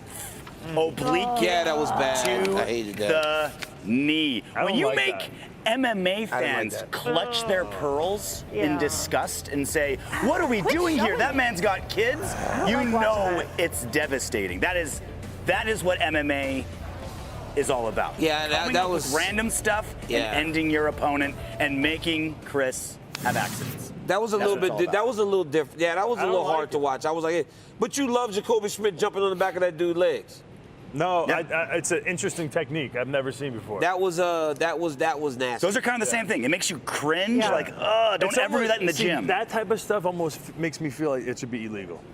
Like when I see you putting out a guy for a year, just like that. yeah. It's almost everybody. Would you should be rather going- them going kick for you it. in the head and have a concussion, not knowing Yeah, where keys because are I could from? defend that. It's easier to defend. You're moving forward on somebody. We ran out of Bud Light, so I switched to Natty Ice. That's your go-to? Wow, that's been a minute. He looked like an old man drinking Natty Ice on his I feel like it's like the last day of the first semester of junior college. Yeah. Yeah. That's a good beer pong beer for sure. Really? Oh, it's great. Yeah. Oh, yeah. Natty's the best. All right, everybody's gone? Yeah, it's very good. You know what it's time for? What? Another staple of the morning weigh-in show, You Better. This is when we give you coaching advice. I give you the name of a fighter. You look directly into your camera, and you tell them what they better do. DC, let's start with you, the champ, Alex Pereira. Alex Pereira, you better take this challenge as serious as everyone that you have before, because this is what they call, in American sports, a trap game. This is what we call a trap game. This is where you come in overconfident and you get beat. Don't fall victim to the trap game. Take this as serious as you did when you fought Israel Adesanya every single time. Alex, to Coach DC's point, you have got to go out there and respect the power of Khalil Rountree. Respect the body kicks from his southpaw stance. You cannot go out there and overlook this man. All right, Weidman, Khalil Rountree, you better. Khalil, don't let the moment get to you. You are an aggressive fighter, and you have to be aggressive in this fight. You have to move forward. You have to put Alex Pereira on his back foot and get him towards the cage. Take center of the cage and just own that and get to your combinations. The only way you win this fight is by knockout. You gotta knock him out. And so we've seen him be knocked out before. Believe in yourself and get it done. Khalil Rountree Jr., you got to get on the gas very early. Take chances and try to draw him in. One thing about Alex Pereira that he does tend to do is when he gets you hurt and you're along the side of the fence, he drops his defensive awareness a bit because he's trying to finish you. Look for those openings. We've seen it before where he gets overzealous and he gets caught. So if he gets you pushed against the back, against the fence, look for openings and fire that right hand right over the top. It'll give you a chance. Hey, if Izzy dropped him, with your power, you're going to put him out. All right, Rocky Pennington, the other champ on this card, Sanko, go. I was going to do it in the voice of the coach from Rocky. Oh, Mick, do it. Come on. Rocky, you got to go out there. And you got to defend takedowns. You got to box her up. Oh, my goodness. That's good. You've been That's practicing. actually really good. You got to box her up, Rocky. You got to Don't box her up. fall into the BS, the chaos. Box her up. Stay technical, Rocky. That's good, That was Laura. really good. That's really good. Wow, that's kind of hard to All right, how follow. about for Juliana Pena, DC? Okay. Juliana, you got to make it dirty right away. What you cannot do is allow for Raquel Pennington to set the pace of the fight. It'll be too slow. You operate best in chaos. So get forward, get on the gas, make her fight from minute 1 to minute 25. And in those moments, because you do that, you'll find chances where you may find a finish.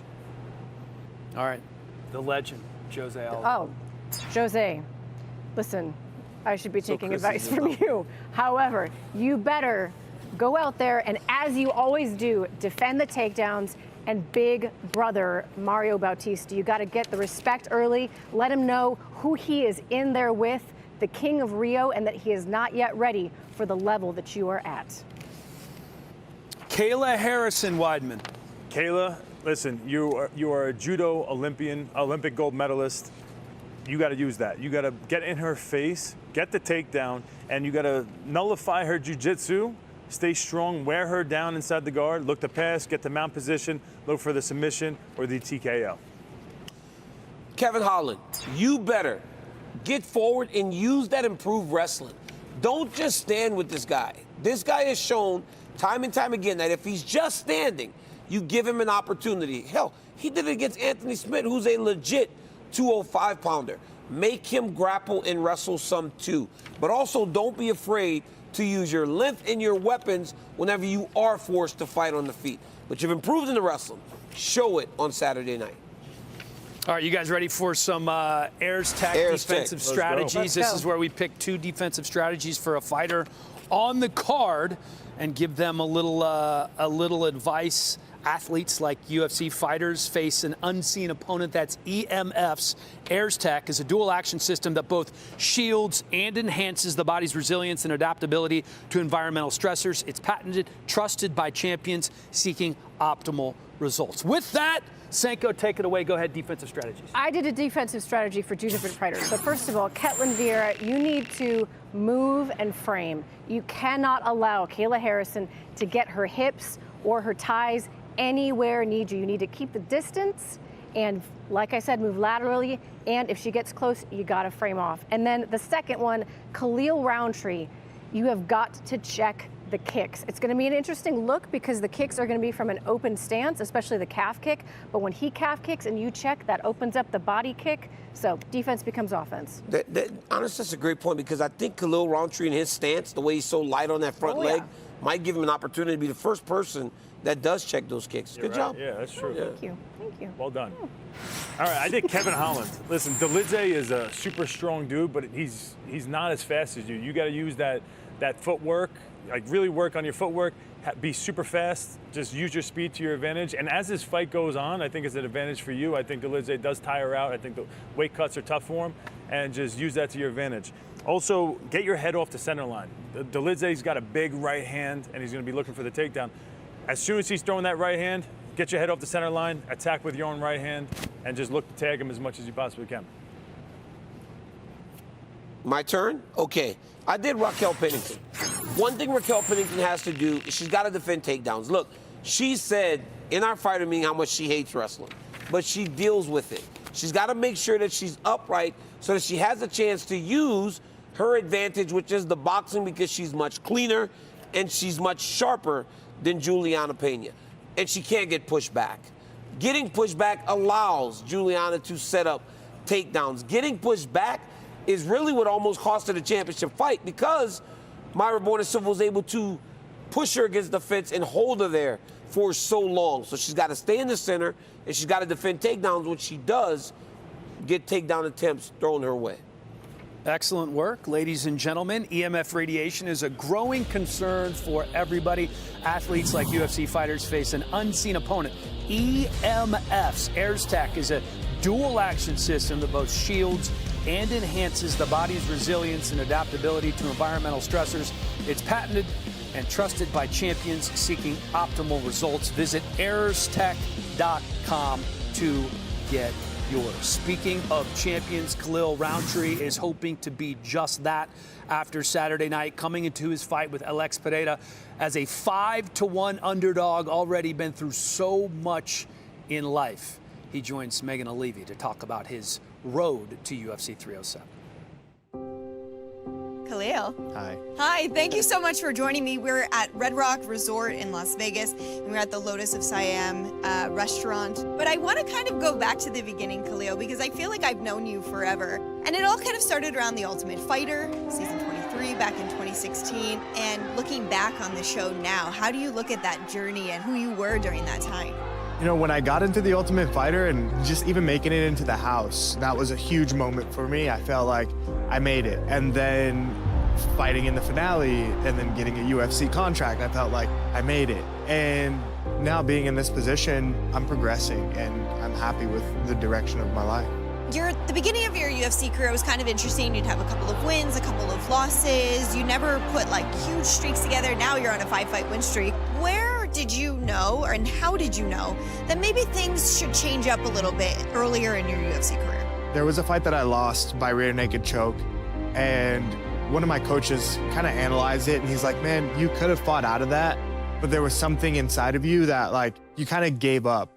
And that was an eye-opener for me. So I started to address these things emotionally in training. And I have belief in myself now that I can get through it. And if I get lost in the darkness, you know, like say I get like tapped out or something from fighting a choke, then like so be it. I am okay with that now. Khalil, there was a video that's kind of gone a little bit viral on TikTok and Instagram. And it's another really open, candid, emotional moment for you. When I would have to drive to the gym, 300 pounds, still smoking cigarettes, still depressed, I would have to drive down to 15, and I'd always see the UFC billboard. When I saw that, it gave me hope. And so you know, I would always tell myself, like, one day I'm going to be on that billboard, and then when I'm driving down, I'm going to see myself there. So I think that, like, it would mean a lot, man. It would mean a lot, because then that would mean that 20-year-old suicidal, just depressed guy who needed something to look forward to, I would see that and it hits a certain spot. You know what I mean? And I get to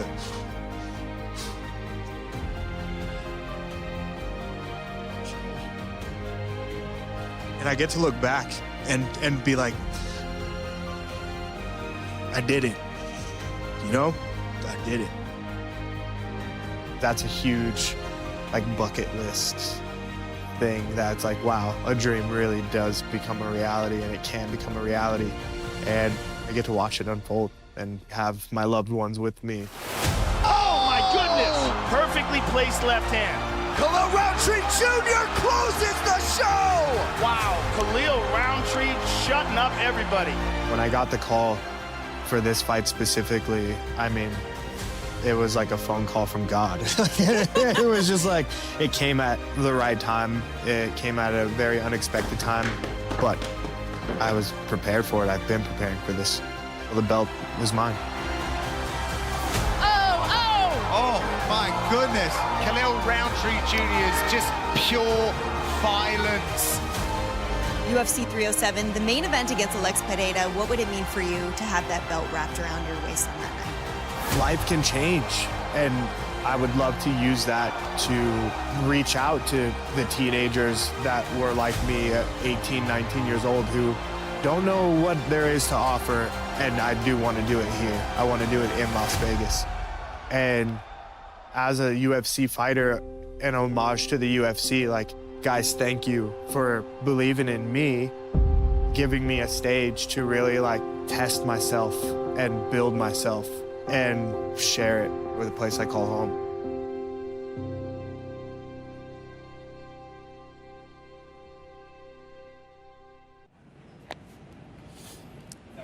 Like a call from God.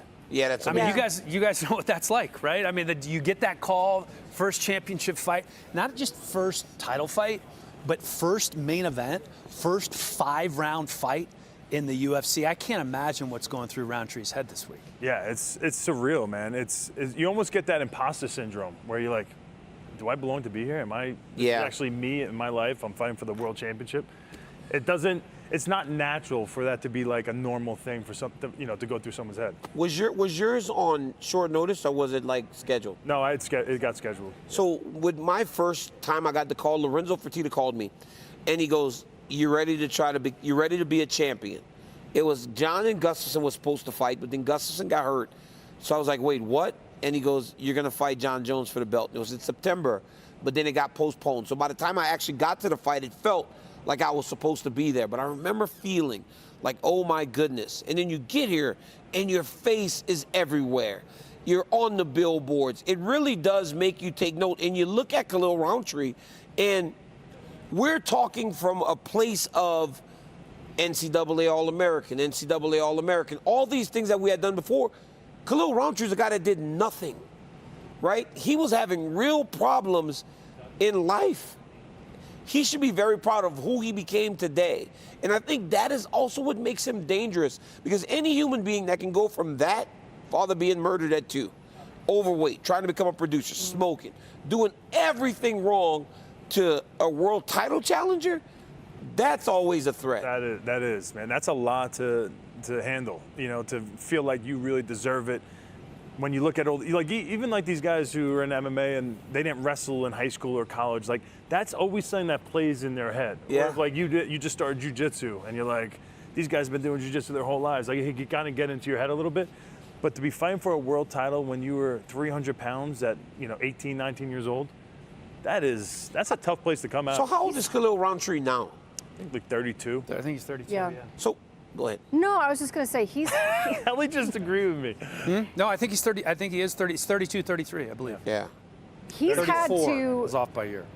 He's had to grind and grab and scrape at everything that he has done in this sport, right? When he got to the UFC It's not like we got excited about him right away and then he went on this incredible run. He had some losses. Yeah. He had some low times, some low moments. Went to Thailand, you know, and really tried to look inward and really discover who he was. But even right before this fight, guys, the fact that he self-reported, right, and he got quote-unquote popped for steroids, because I am putting that in air quotes because it was just a vitamin. It's a DHEA vitamin. I take it literally every night. But the entire internet doesn't know that, right? Yeah. So the entire internet is piling on him, calling him a cheater, calling him all these things, which he is not.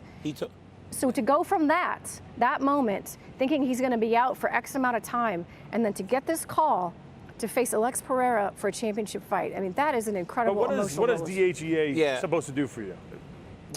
It helps facilitate hormones in your body, but it's literally like, clearly I am not on any sort of performance. So it's not like a testosterone booster or something like that? I don't know. Why would I be taking it if I was? So it's part of, but I'm no doctor. he told me the circumstances surrounding that was crazy. He said that he was actually dealing with the commission in a locked room with his attorneys, with the commission, having the worst day of his life because he's going through all this. He said he sees a call from the UFC, says, I've got to take this call, walks out hanging his head because he goes, it's only going to be worse news. Yeah. They tell him he's fighting for the world championship. That's crazy. He goes, oh my goodness, thank God something good happens to me. Right in the moment the UFC calls him and goes, you're fighting Alex for the belt.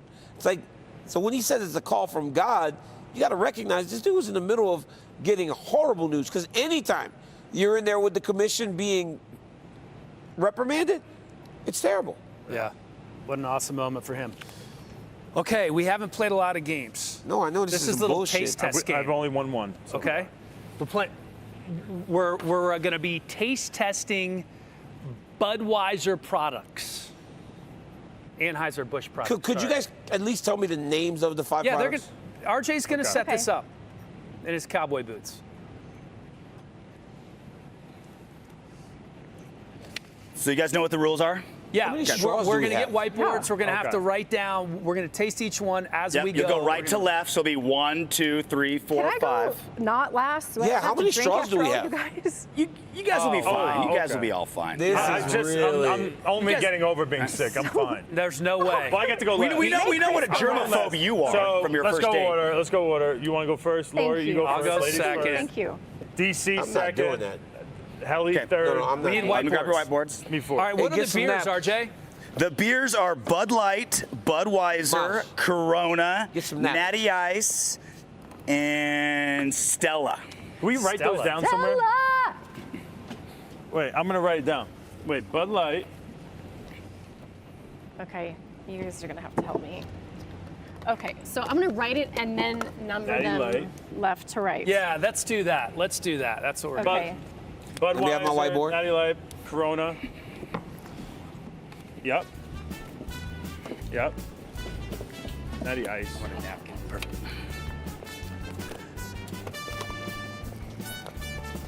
And we'll go left to right. Did I get a right. Did I get one? Okay. Chris, I just want to say what a gentleman you are for letting me to go first. Oh, no problem, honey. Just remember me later. I will. Can I have why my do I have to board? start? We're going this right to left? Yes. Oh, it's audience left to right. Whatever. Yeah. Okay, sorry. Really nothing was coming out. Nothing was coming out, okay?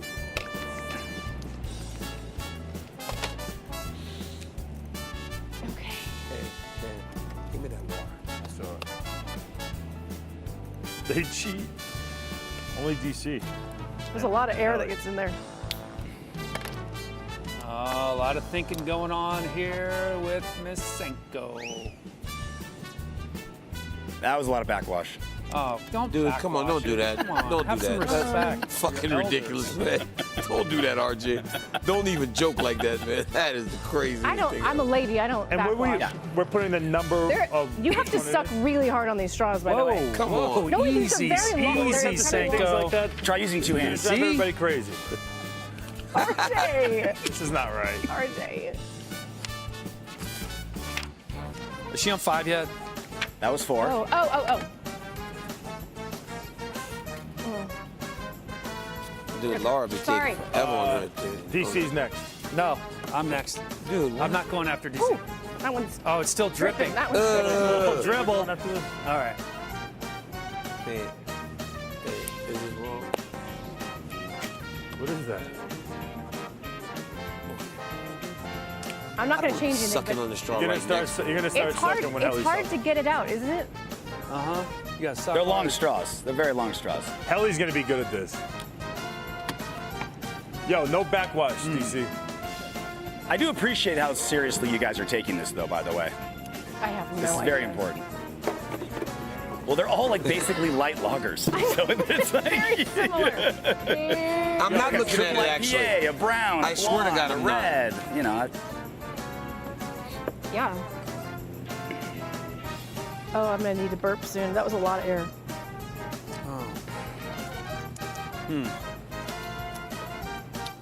Did you drink any yet? Yeah, I did. I'm not cheating off you. Don't worry. Oh man, this is hard. Chris, you drinking this? Yeah, I'm coming. Excuse me. Oh my God, the blue. This would have been a lot more fun if they all went to the same beer. God, I mean, this. I'm Hang gonna- on, let's do this. I don't know what the third. I don't know what the name of them are. We have completely Stop, different stop, stop. answers. I know. I mean, that's I don't know what the name of them are. What is the name of the beers? You're supposed to write them down, dummy. Told you. Don't look at my stuff. I don't have the names. Don't. Bud Light, Budweiser, Corona, Natty, and Stella. Next time for this game, we'll get printed sheets and we just number them. It'll be a lot easier. I should have thought of that. We're never playing this again. We're not. It's not. Took way too much time. Next time we'll just use one straw. It's not a great for TV game all when the you involve beers, DC and we because it share just takes too long. Stella and what is the last one? And Natty I Ice, have no idea. Corona. I have no idea. I didn't get one right. I don't think I did I either. thought they all taste like Bud Light. They do. I put Bud Light 5 times, man. I didn't. I did. Well, then he loses. Wait. Bud Light. So I got Bud Light, Stella, Natty Ice, Corona. Stop. And what was the last one? So Bud Light, Stella, Natty Ice, Corona. And what was the And last Bud. one? Wiser. That is not right. Bud Heavy. Yes. Wait. Whoa. Senko. Wow. Senko goes No first. more markers, right? Hang on, DC's still cheating. No, I'm trying to change the name of It's the not taste. even cheating. None of us have this right. I got it right. I'm ready. Speak for yourself. What? You all is went to on college. your- Come on. What You're supposed is to- that? You're supposed to number it, not purple. Number it. Natty Ice is number 4. That's correct. Okay. Shoot. So Okay. Bud 3. Yep. What? She cheated. Sit down, DC. Sit down. You're in my shot. You're Damn in my it. shot. Okay, so you got 2 right. You got 2 right. Dan. I only got 2. No, Okay. 1's wrong. 2 is right. Bud Light. You cannot write more on your board. Stella's gonna put right. the numbers. Yep. So you got 2 numbers. right. I got 3 right. Oh, 3. Excuse me. 3 right. Wow, 3 Dan, right. that's I think I got. I think I got 3 right too.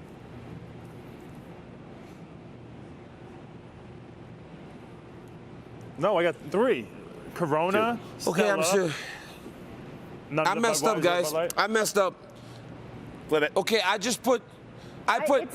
put purple was Bud Light, It's- orange was Budweiser, Literal nonsense. yellow was Literal. Natty Ice, blue was Stella, and the other purple on the end was Corona, number Other 1. purple. Yeah, he's off. Okay, starting on the right, the first one was Bud Light. This is awful. No, it wasn't. People are tuning off of The YouTube second right one, now. blue, was Stella. No, it wasn't. Yes. I'm terrible, man. Oh. DC, you're spinning Oh, I'm getting for being a buzzed. moron. Okay, there's one. Hey Zach, you play golf? There's an open tee time for this afternoon. I got kicked out of dinner Oh yeah, and you're golf out. already, huh? You're out of Glen Wild, bro. Sorry. Ah, get the shit every time. Fucking hate the shocker, man. Shocker's behind the wheel. Chris, God, I hate the fucking shocker, bro. It's like every time I get the shocker. All right, let's talk. We know that Alex Pereira is one of the most intimidating guys in UFC history. So that brings us to our next top 5 list, most intimidating active fighters in the UFC right now. Weidman, do you have your list? Okay, yes. While you're doing the list, we'll have you shock, just so it's. Well, really no, fun. it's Not DC. me. Oh, DC? Yeah. Oh, that's even better. Look at him. All right. Am I doing right now? Am I going my list? Yeah, go ahead. Weidman. All right. My number 5, Gene Silva. This is Jean. I think it's pronounced Jean. Jean Silva. This guy is pretty damn intimidating. He's out of Fight Nerds. He wears the glasses afterwards and everything, but he's a little crazy. He's a crazy dude. Brings a lot of power. Tough as hell. I'm putting him in there. Sarukian. You throw that. What nationality is he? Armenian. Armenian. I mean, just that Eastern European. It's Armenian, but yeah. All right. Islam Makhachev, Chimaev, Pereira. Wow, you missed a lot of guys. Really? Who else? Yeah. Well, It's I'll show you. a weird list. I'll show you right now. Weird? These are the top 5 most intimidating active fighters. I'm gonna start with Kayla Harrison. Yeah. She's a monster, and she cannot wait to get in there and just destroy people. John Jones, the GOAT. How could he not be on the list? I think he's intimidating anytime he walks into the octagon. Tom Aspinall? How is Tom Aspinall not on your list? He's by the not way? very intimidating. He's so friendly. Are That's you a kidding? weird It's like thing saying to do. Wonder Boy. Let's That's say a- Wonder Boy yeah. knocked out 7 people in a Are row. you kidding He'll me? never be on the most That intimidating. power? He's That You're power? right. You're 100% right, It's Chris. not about power. It's No, about. it's like their it's aura. about personality. All of it. It's the It's the aura. You step So into the crazy, octagon with bro. Scary Aspinall? aura. These dudes. All right, and then can't. Pereira is my number 1. That was right. Senko, you're up. All right, listen. I'm feeling it. Number 5, Roman Dolidze. Have you ever seen this man walk out? It's insane. Yeah, he needs powerful. a scythe. He looks like death as he's walking out, but like Like a scary- like an a scary Undertaker? death, not like he's about to die. Valentina Shevchenko is intimidating as a person. The woman speaks like 11 languages, and every time I'm in her presence, I'm like, you could kill me, you could Yeah, she's like a Russian. beat me in an asset. IQ test, whatever. Hamzat Chimaev, do you guys remember when he and Darren Till sat on the octagon as Gilbert Burns did his walk? That was crazy. That was My hand's crazy. sweating. I'm nervous. Alex Pereira, you're sweating right now? Yeah, my hand's Do sweating. the shocker. Come on. The wetter your hands are, the more it shocks. Oh yeah, dude. The wetter it is, the more shocky you get. I don't want to do this. Stop. You ready? Can we name it something It is- else? it is Can we just painful. name it something else, please? Alex Pereira, stone face. The way he was just like, no, Herb, I got this. And then number 1, Shavkat Rachmanov this is what I meant to say when I said he gives me chills. He's scary, he's unnerving, he's silent and mysterious. Shavkat's your number 1? Of course. Yes. Of course. How is he not the most I ain't intimidating fighter? Oh my gosh. Okay, Have you for been me, next to him? DC, you got to do the shocker first. I have. As you're doing it, Yeah. 2 hands. All right, I'm go not ahead. doing it with 2 hands. Put 1. 2 hands. hands. Two hands. 2 hands is the Not rule. 2 hands. But listen, Yeah. be a How am I good supposed to sport. do my It lap? has to be How am I supposed to do my Hold it up. hands? Hold it up. Don't be Mr. Too Big Time. for the Derek show, Lewis, okay? Tom Aspinall, Sean Strickland, Ilya. Why? Why Alex? Ilya? Why Ilya? Explain. War. You got to Is keep Ilya talking. intimidating? Greater That's a depth. weird list, You're not too. saying anything. Ah! He faked it. Did he fake it? Did you really? No, boy, fucking shocks me. I hate the shocker. Don't leave me alone, bro. Don't get mad at me.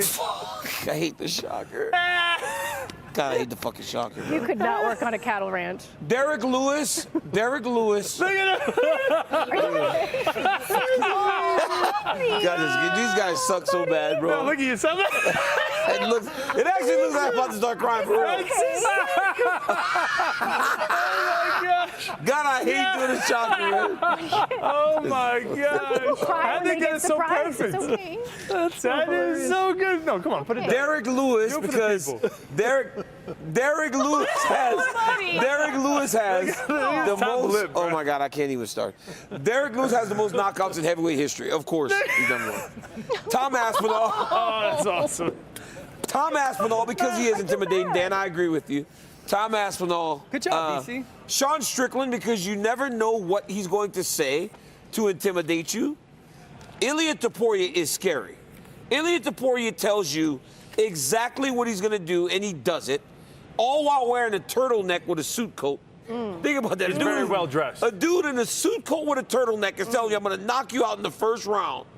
I think of him as like suave. Yeah, but he's scary. And then Alex, number one. But yeah, Ilya's scary. Ilya told me he was going to do what he did to Volk, and he did it. He's scary. It's scary when somebody's that good. He's that good. He is that good. Yeah. Like if you're fighting him, you're a little nervous. Like that. For sure. God, that At least somebody else he had brings a lot of problems. Tom Aspinall on their list. Thank God. All right, you guys know what it's time did you have Aspinall on your list? I did, yeah, absolutely. Why? He's the nicest guy No, but it doesn't ever. matter. Dude, he's intimidating. The way that he approaches fights is unbelievable. He went at Curtis Blaydes like Curtis Blaydes didn't even belong in there with him. He's huge, he's jacked, and he's the heavyweight champion of the world. I'm with you, Chris. How It's could like the heavyweight so champ? It's too nice. How could the heavyweight champ not be intimidating? You know what was scary? The Pavlovich. That dude's kind of scary. We didn't put him on. Hey, what about when Sergey was gambling? The day he went and knocked out Derek Lewis? No, he's scary, man. Yuri's scary. Guys, it's time for another installment from our team over at UFC Fight Pass. It's called UFC Fight Pass. It's a short video series that's very cool. They're running across Fight Pass channels, highlighting the scariest, kind of most obscure moments all throughout October, obviously leading up to Halloween. So let's take a look at this. Hello, fight fans. We are back with Fight Pass Month. We couldn't do it on our own, so we brought all the entities that walk the halls of the Zach Bagans Haunted Museum. We're highlighting the most bloody, most gruesome, most alarming moments from the Fight Pass library. Bodies will convulse, bones will snap, and there will be blood. So stick with us all month long if your stomach can handle it. Follow the UFC Fight Pass social channels for the entire month of October. But don't say we didn't warn you.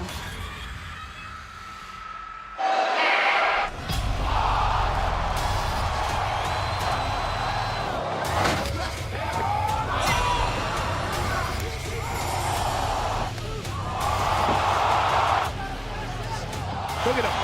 Oh, and Alchemy jumps the fence. No. Whoa! And he's going right. Don't be scared, homie. Remember that? That was good. She running. You did a good job with that. That was awesome. All right, you guys have your moments? Yeah, we do. All right, I'm going to start this one if that's okay with you guys. Back at UFC 80 in 2008 in Newcastle, England. This was the vacant lightweight title fight. BJ Penn, Joe Stevenson. This was one of the bloodiest fights that I have ever seen. Stevenson leaking oil all over the place. BJ Penn comes out victorious. Wins the title, licks the blood off his gloves. This is one of the scariest fights. All right, DC, let's go to this. This was nasty. All right, for me, remember this? When Corey Sandhagen got Frankie, and Frankie was stiff like that, and we're in the apex and it's quiet, and people are like, oh my God, he just really ended Frankie forever. And then this right here. What this boy did to Matt Favola a couple weeks ago. Dog. Matt just dog, when they fall backwards like that and their hands are just at their side and they don't even try to defend themselves, it's scary. I didn't think it was supposed to be that. I didn't think it was supposed to be like crazy, scary knockout. I thought it was supposed to be like... No, it's supposed to be grotesque and disgusting, like Leslie Smith's ear nearly falling. Oh, the blood off. Look at the blood. Oh, the blood squirted out. Blood squirted out. She was such a... Look at her ear is flopping in the wind. The cauliflower busted. Falling off. That was disgusting. And at the same time, she's yelling at the Mexican crowd in did you Spanish. do the girl? I'm good. I can. Yeah, that's nasty, Laura. You win. Hurt me. Oh, all right, mine's a little different. This is Adesanya when he fought Cannonier. He walks out. He does the Undertaker hat. He's got the urn. Best part of the fight. The whole place goes black. The Undertaker music comes on. Vince McMahon was there too. Was he there? Yeah, Vince was there.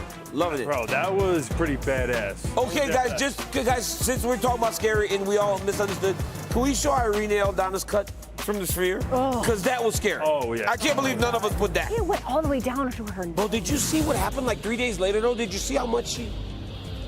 That was bad. For our female fans and fans with women in their lives, introducing Innova, your pelvic floor training partner. Scan the QR code now or visit myinnova.com to take advantage of our limited time 50% off offer and start regaining your pelvic floor strength and confidence today.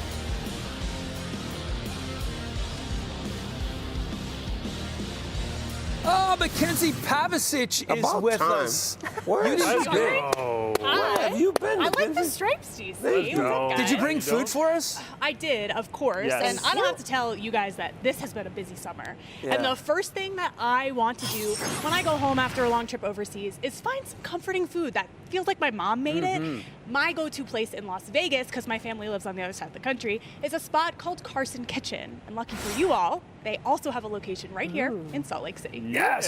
You know, I asked for you.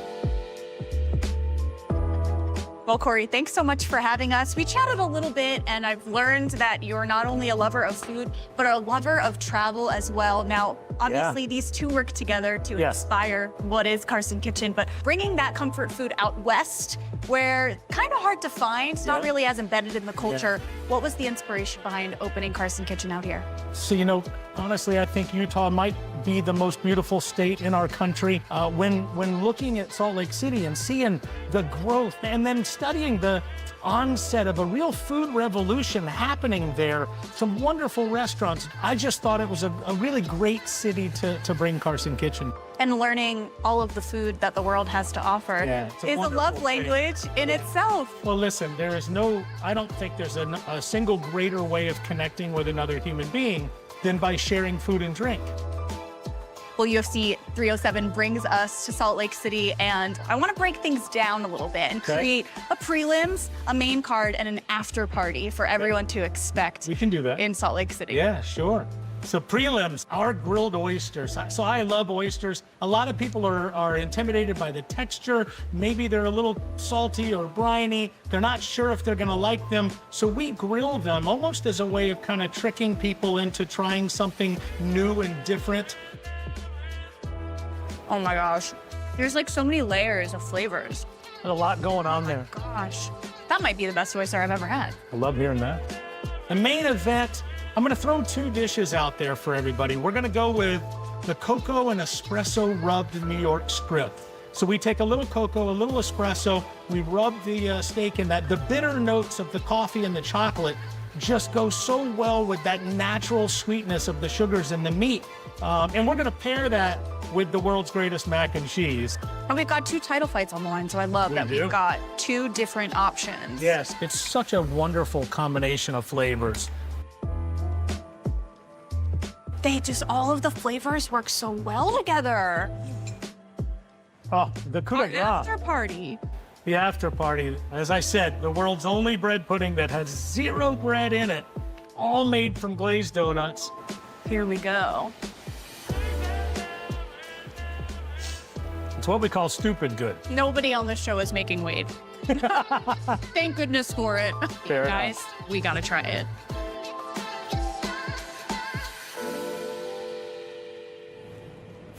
Okay. Well, Tucker Malin, thank you so much for joining us here from the Salt Lake City Oh location my of Carson God. Kitchen.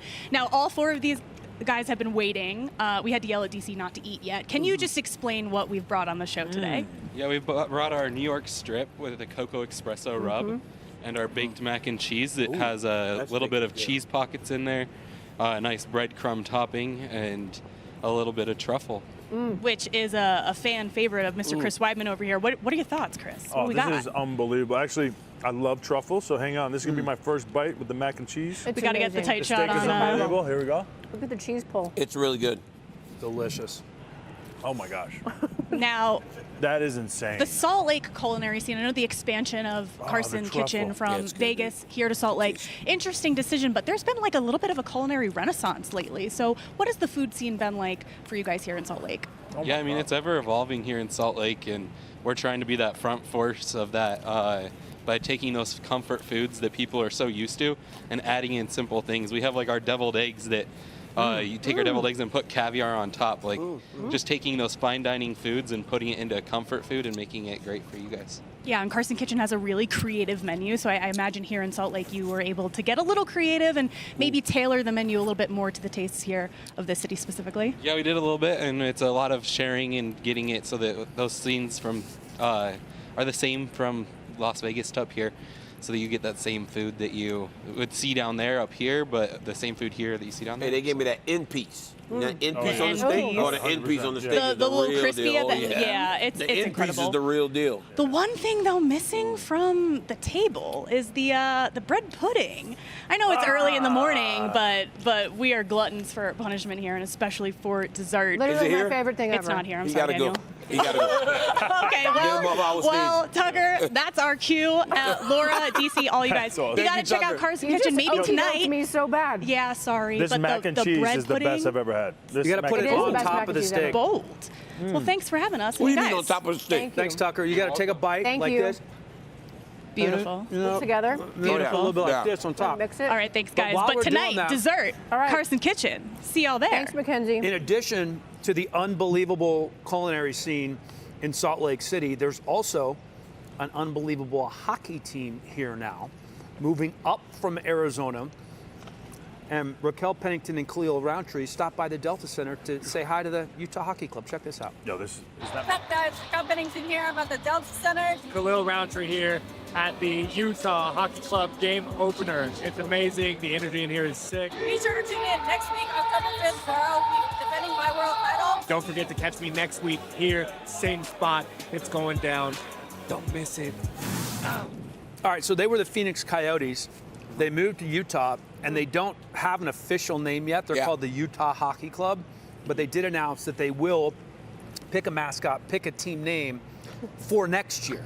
Like the Washington football team. So similar to the Washington Commanders that were called the Washington football team for a long time. That's my squad. It was weird to refer to them as the Washington football team for 2 years. It's still weird to them to be the Washington Commanders. But nonetheless, we're going to pick a much cooler name for the Utah Hockey Club. Are you guys, you picked one too, right? Yeah. I'm just making sure. Wyben? Yep. Let's start with Want you. me to go? All right. I honestly love this name. I don't know if I get a percentage or anything of the team if they end up picking this, but the Salt Lake City Frost. Ooh. There's I something like that. about that. It's very different. I like that. strong. Really good. Yeah. I feel like the Cool. colors could be cool, like really cool looking Yeah. jerseys. You know, like frost, Like a light blue with a dark icicles blue? with strong ones. Yeah. You know, like light blue, dark blue. So the difference is like when you come up with a team name, you have to imagine the chant, right? So I actually have two. Oh, he did Yeti extra. or Storm. Let's go Yeti. Let's go Yeti. Aren't because those let's go actual Frost. ones that they're picking from? Those are because they So you consulted. didn't come up no, with they it. consulted me. They came up with two What great was that? ideas. Where my whistle? What's Because your he's other one? out. Or Swarm. He is out. It's the Beehive State. Laura, he right? did it A again. swarm of Laura, he bees. did it again. He's out. I like He Frost. literally went to the ones that they're actually choosing No, from. I went to the best ones and they talked to me about it. They consulted. I like mine better. but- DC, I like go Swarm. ahead. Swarm's good. So I was thinking about going with because the Seagulls. Salt Lake City Seagulls. Well, there's no They're C not here. close. Yeah. Seagulls are like The Seagulls. I was gonna go with the Salt the Lake worst City bird ever. Seagulls. That's like the pigeons. Yeah, but it's their state bird. They're like, is it? they're rats like with the wings. rats of the sky. Well, it's their state bird, so keep insulting this great state of Utah. It's their state bird? Yes. Seagulls? Seagulls, they say, Yes. is the dumbest bird. But then I will Utah, say, that's I'm weird. doing this. The That's Salt weird. Lake City elk. The Salt Lake City elk. They're really, like it. they're Saying really it roll twice off doesn't the make it tongue. sound Do you, better. know do you know how to do an elk call? I saw one in real life. There's 85,000 elk in Similar. this state. How big was it? It was huge and scary too. 85,000 elk in this state. Where did we see the elk last time? At the golf course we're going to today, baby. Let's go. I'm excited. I hope we see elk. Thanks for the invite, guys. I appreciate it. Thanks. Come on. I think they probably need a Can't cart hit a girl. golf call. Oh my God. Am I like This the show? guy right here The little is thing on so the show? Hang on. Do you think there's Crazy, something dog. negative about being a cart girl?